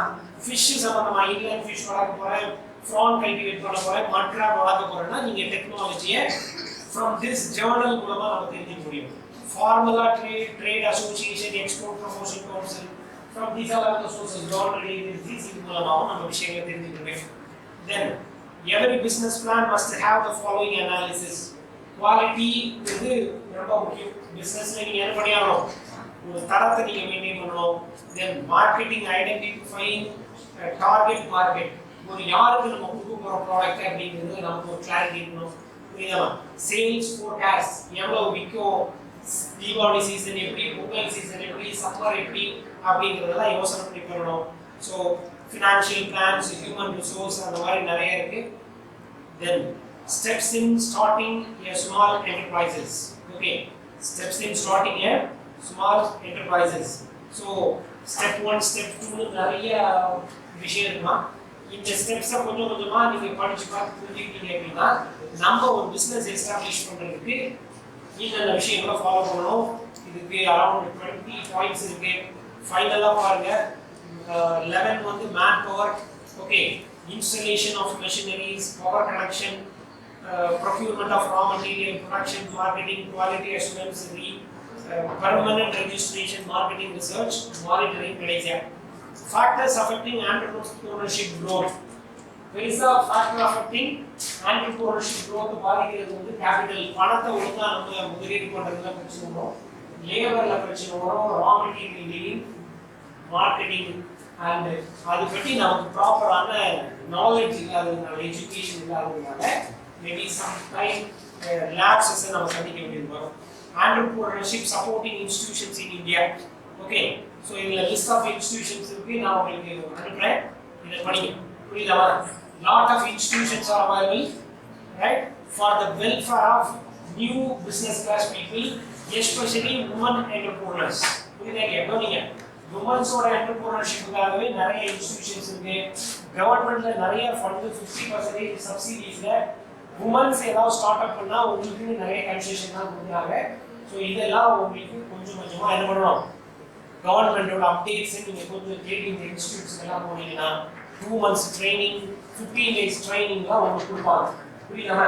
நீங்க இன்ட்ரெஸ்டட் பர்சனா மட்டும் இருந்தா போதும், இந்த மாதிரி இன்ஸ்டிடியூஷன்ல போய் ட்ரைனிங்லாம் போயிருந்தீங்கன்னா 30 days 45 days மேனேஜ் ஹைதராபாத்ல ஒரு இன்ஸ்டிடியூஷன் இருக்கு. once you completed your degree, diploma degree, horti or either BSc degree, BSc ஆர்டி முடிச்சீங்கன்னா மேனேஜ் ஹைதராபாத்ல 45 days நீங்க என்ன பண்ணணும், ட்ரைனிங் போகணும். நீங்க உங்களுக்கு எங்க ஊர்ல இன்லாண்ட் ஃபிஷ் கல்ச்சர் பண்ண முடியும், கட் ஃப்ளார் ப்ரொடக்ஷன் பண்ண போறேன், ஒரு ப்ராசஸிங் இண்டஸ்ட்ரி ஆரம்பிக்க போறேன்னா என்ன பண்ணணும், இந்த 45 days கிளாஸ் முடிச்சு அங்க போய் முடியும். அப்பவே உங்களோட ஐடியாஸ் எதுல பண்ண போறோம்ன்றதெல்லாம் சொன்னீங்கன்னா அவங்க அதுக்கு ஏற்ற மாதிரியான எக்ஸ்பர்ட்ஸ் உங்களை மீட் பண்ண வைப்பாங்க. உங்களுக்கான ஃபினான்ஷியல் சப்போர்ட். புரியுதா இல்லையா? உங்களுக்கு 40 நாள் முடிச்சீங்கன்னா you got a certificate. Okay, 45 நாள் தங்குறது, சாப்பாடு எல்லாமே உங்களுக்கு ஃப்ரீ. இது போக ஒரு நாள் செலவுக்கு 200 ரூபாய் பணம் கொடுப்பாங்க. ஏன் அப்படின்னா அது வெறும் ஸ்டூடெண்ட்ஸோ அல்லது டிகிரி முடிச்ச ஹோல்டர்ஸ்க்கு அது மட்டும் இல்லை, ஒரு ஃபார்மருக்கு என்ன பண்ணுவார், அந்த ப்ரோக்ராம் அட்டென்ட் பண்ணுவார். ஒரு வில்லேஜ்ல இருக்கக்கூடிய படிச்சுட்டு சும்மா இருக்கக்கூடிய ஒரு யங்ஸ்டருக்கு போவார். அவர் ஒரு நாள் அவரோட சம்பளம் மேபி அது 100 200 விட்டுட்டு தானே அங்கே போவார், அந்த கிளாஸுக்கு போறாரு. ஸோ அதனால கவர்மெண்ட் அவங்களுக்கு ஒரு சின்ன கிராண்ட் கொடுப்பாங்க. பிகாஸ் அவங்களோட செலவு பாதிக்கப்படக்கூடாதுன்றதுக்காக சாப்பாடு, தங்குறது, சர்டிஃபிகேட்டு. உங்களுக்கு இன்ட்ரெஸ்ட் மட்டும் இருந்துச்சுன்னா நீங்கள் என்ன பண்ணலாம், இந்த மாதிரி இன்ஸ்டிடியூஷன்ஸ்ல கொடுக்கக்கூடிய training. For what purpose the institution are established, where we get licence. ஒரு இண்டஸ்ட்ரி ஆரம்பிக்கணும்னா எங்க நம்ம லைசன்ஸ் வாங்கணும், புரியுதா இல்லையா? அப்ரூவல் எங்க வாங்க போறோம், பெஸ்டிசைடு கம்பெனி ஆரம்பிக்கணும். பெஸ்டிசைடுக்கு லைசன்ஸ் வாங்கணுமா வேண்டாமா, வேண்டாமா, ரைட்டா? ஸோ பொல்யூஷன் கண்ட்ரோல் போர்டு, ரைட்டா? ஸோ இந்த மாதிரி எல்லாம் எங்க லைசன்ஸ் வாங்கணும், இந்த மாதிரியான டீடைல்ஸ்லாம் இருக்கு. நிறைய இன்ஸ்டியூட்ஸ் நீங்கள் ஏற்கனவே தெரிஞ்சதாக இருக்கும். தமிழ்நாடை பொறுத்த வரைக்கும் Tamil Nadu small industry development corporation TIDCO கட்கோலாம் கேள்விப்பட்டிருக்கீங்களா? 2 days back our chief minister of Tamil Nadu NK. Stalin inaugurated industrial meet வச்சிருந்தாங்க இல்லையா? கிட்டத்தட்ட 7000 கோடிக்கு கிட்டத்தட்ட இல்லையா நிறைய நாடுகள்ல இருந்து இன்வெஸ்டர்ஸ் நம்ம இந்தியாவுக்கு வந்தாங்க. இந்தியாவில் உள்ள நிறைய ஆண்டர்பிரினர்ஸ்க்கும் வாய்ப்பு கொடுத்துருந்தாங்க. Reliance group of company appreciate பண்ணியிருந்தாங்க, டாடா அப்ரிஷியேட் பண்ணியிருந்தாங்க, மஹேந்திரா. நாங்கள் ஃபர்ஸ்ட் மஹேந்திரா சிட்டின்னு ஒன்று ஆரம்பிச்சதே தமிழ்நாட்டில் தான். அதுக்கு தமிழ்நாடு கவர்மெண்ட் தான் எங்களுக்கு வாய்ப்பு கொடுக்குது அப்படின்னு நம்ம கவர்மெண்ட் அப்ரிஷியேட் பண்ணாங்க. ரீசன் நுங்கம்பாரமா அங்கே தான் இந்த ட்ரேட் சென்டர் அப்படிங்கிறது இருக்கு. அங்கே போய் நீங்கள் பார்த்தீங்கன்னா உங்களுக்கு தெரியும் இண்டஸ்ட்ரீஸோட ப்ரொமோஷனுக்காக கவர்மெண்ட் எவ்வளோ ஸ்கீம்ஸ் வச்சிருக்காங்க அண்டர்ஸ்டாண்ட் பண்ணிக்க முடியும். சரியா? அந்த ப்ரோக்ராமை முழுக்க ஆர்கனைஸ் பண்ணது இந்த first Tamil Nadu industry development corporation தான் ஆர்கனைஸ் பண்ணுறாங்க. தென் டிஐசிங்கிறது டிஸ்ட்ரிக்ட் இண்டஸ்ட்ரி சென்டர். நீங்கள் சின்னதாக ஒரு பிஸ்னஸ் ஆரம்பிக்கணும்னாலும் ஃபர்ஸ்ட் நீங்கள் டிஸ்ட்ரிக்ட் லெவலில் இவங்க தான் அப்ரோச் பண்ணி தான் ஆரம்பிக்கணும். இவங்க தான் உங்களுக்கான அந்த ரெஜிஸ்ட்ரேஷன் நம்பர், அதில் என்னென்ன ஃபார்மாலிட்டிஸோ அதில் இவங்க மூலமாக தான் பண்ண முடியும். ஓகே, தென் லீட் பேனுங்கிறது யாருன்னா ஒரு டிஸ்ட்ரிக்டோ அல்லது 2 டிஸ்ட்ரிக்ட்டுக்கு சேர்த்து ஒரு லீட் பேங்க் இருக்கும். இப்போ நமக்கு இந்தியன் பேங்க் இருக்கு, எஸ்பிஐ இருக்கு, நிறைய பேங்க்ஸ் இருக்கா இல்லையா? ஆனால் ஒரு பேங்க் தான் கவர்மெண்ட் அனௌன்ஸ் பண்ணியிருப்பாங்க லீட் பேங்க் அப்படின்னு சொல்லி. நம்ம கடலூர் டிஸ்ட்ரிக்டை பொறுத்த வரைக்கும் Indian bank is the lead bank in Cuddalore. Other டிஸ்ட்ரிக்ட்ஸ்ல மேபி எஸ்பிஐ இருக்கலாம், கனடா இருக்கலாம், சிண்டிகேட் பேங்க் எது வேணாலும் இருக்கலாம். இந்த லீட் பேங்க் தான் பெரிய அளவில் இண்டஸ்ட்ரியல் டெவலப்மெண்ட்டுக்கு லோன்ஸ் ப்ரொவைட் பண்ணுவாங்க. புரியுதா உங்களுக்கு? தென் ஸ்மால் இண்டஸ்ட்ரியல் டெவலப்மெண்ட் பேங்க் அப்படின்னு ஒன்று இருக்குது. தென் நேஷனல் நபார்ட். கன்க்ளூஷன் பார்த்தீங்கன்னா கிரேட் ஸ்கோப் இன் ஆண்டர்பிரினர்ஷிப். நம்ம சொன்ன விஷயம் தான், நிறைய ஆண்டர்பிரினர்ஷிப்புக்கு நிறைய ஸ்கோப் இருக்கு. Your interest plus you properly understood what are the institutes are available, what way it will benefit to you இதெல்லாம் ஓரளவுக்கு நீங்க ப்ராப்பரா அண்டர்ஸ்டாண்ட் பண்ணிட்டீங்க அப்படின்னா நீங்க என்ன ஆகலாம், ஆண்டர்பிரினர் ஆகலாம். புரியுதா? ஸோ ஆண்டர்பிரினர் ஆகிறதுல அட்வான்டேஜ் என்ன அப்படின்னா, நீங்க போய் ஒரு கம்பெனிலேயோ எங்கேயோ நீங்க ஒரு பாஸ் சொல்றதை கேட்டு ஒர்க் பண்றதை விட நீங்க 10 பேருக்கு வேலை கொடுக்க முடியும். ஸோ அப்போ உங்களுக்கு ஒரு இருக்கும் கான்ஃபிடன்ஸ் கிடைக்கும். நம்ம ஒரு இண்டஸ்ட்ரி நடத்துறோம், உங்க விருப்பத்துக்கு நீங்க என்ன பண்ணிக்கலாம், இண்டஸ்ட்ரி திறக்கலாம் மூடலாம். ஆனால் ஆஃபீஸுக்கு போனீங்கன்னா என்ன ஆகும், காலையில் 9:30க்கு நீங்கள் ஆஃபீஸ் போனீங்கன்னா நைட் 8:30 வரைக்கும் நீங்கள் பேங்கில் எம்ப்ளாயராக தான் இருக்க முடியுது இன்னைக்கு சூழ்நிலை. பட் ஓனா செல்ஃபாக இண்டஸ்ட்ரீஸ்லாம் ஆரம்பிச்சிங்கன்னா நீங்கள் அழகாக ஹார்ட் ஒர்க்கிங் இனிஷியேட் பண்ணணும். ஓரளவுக்கு பிஸ்னஸை நல்லா செட் பண்ண பிறகு உட்கார்ந்த இடத்துல நீங்கள் என்ன பண்ணலாம், மேனேஜர்லாம் போட்டுட்டு அழகாக நீங்கள் மானிட்டர் பண்ணலாம், நிறைய டீல் பண்ணவும் முடியும். அரசாங்கத்துக்கும் யாரும் தேவை, நல்ல ஆண்டர்பிரினர்ஸ் தேவை. அப்படின்னா ஒரு கண்ட்ரி வளரலாம். சரியா? ஸோ ரெண்டு விஷயம் டிஸ்கஸ் பண்ணிக்கிட்டோம். ஒரு new education policy what is right, அதோட அப்ஜெக்டிவ்ஸ் என்ன, அது எந்த நேச்சரோட இருக்குங்கிறத நம்ம டிஸ்கஸ் பண்ணோம். தென் ஆண்டர்பிரினர்ஷிப்பை டிஸ்கஸ் பண்ணோம். Thank you so much. Any doubts, any clarifications?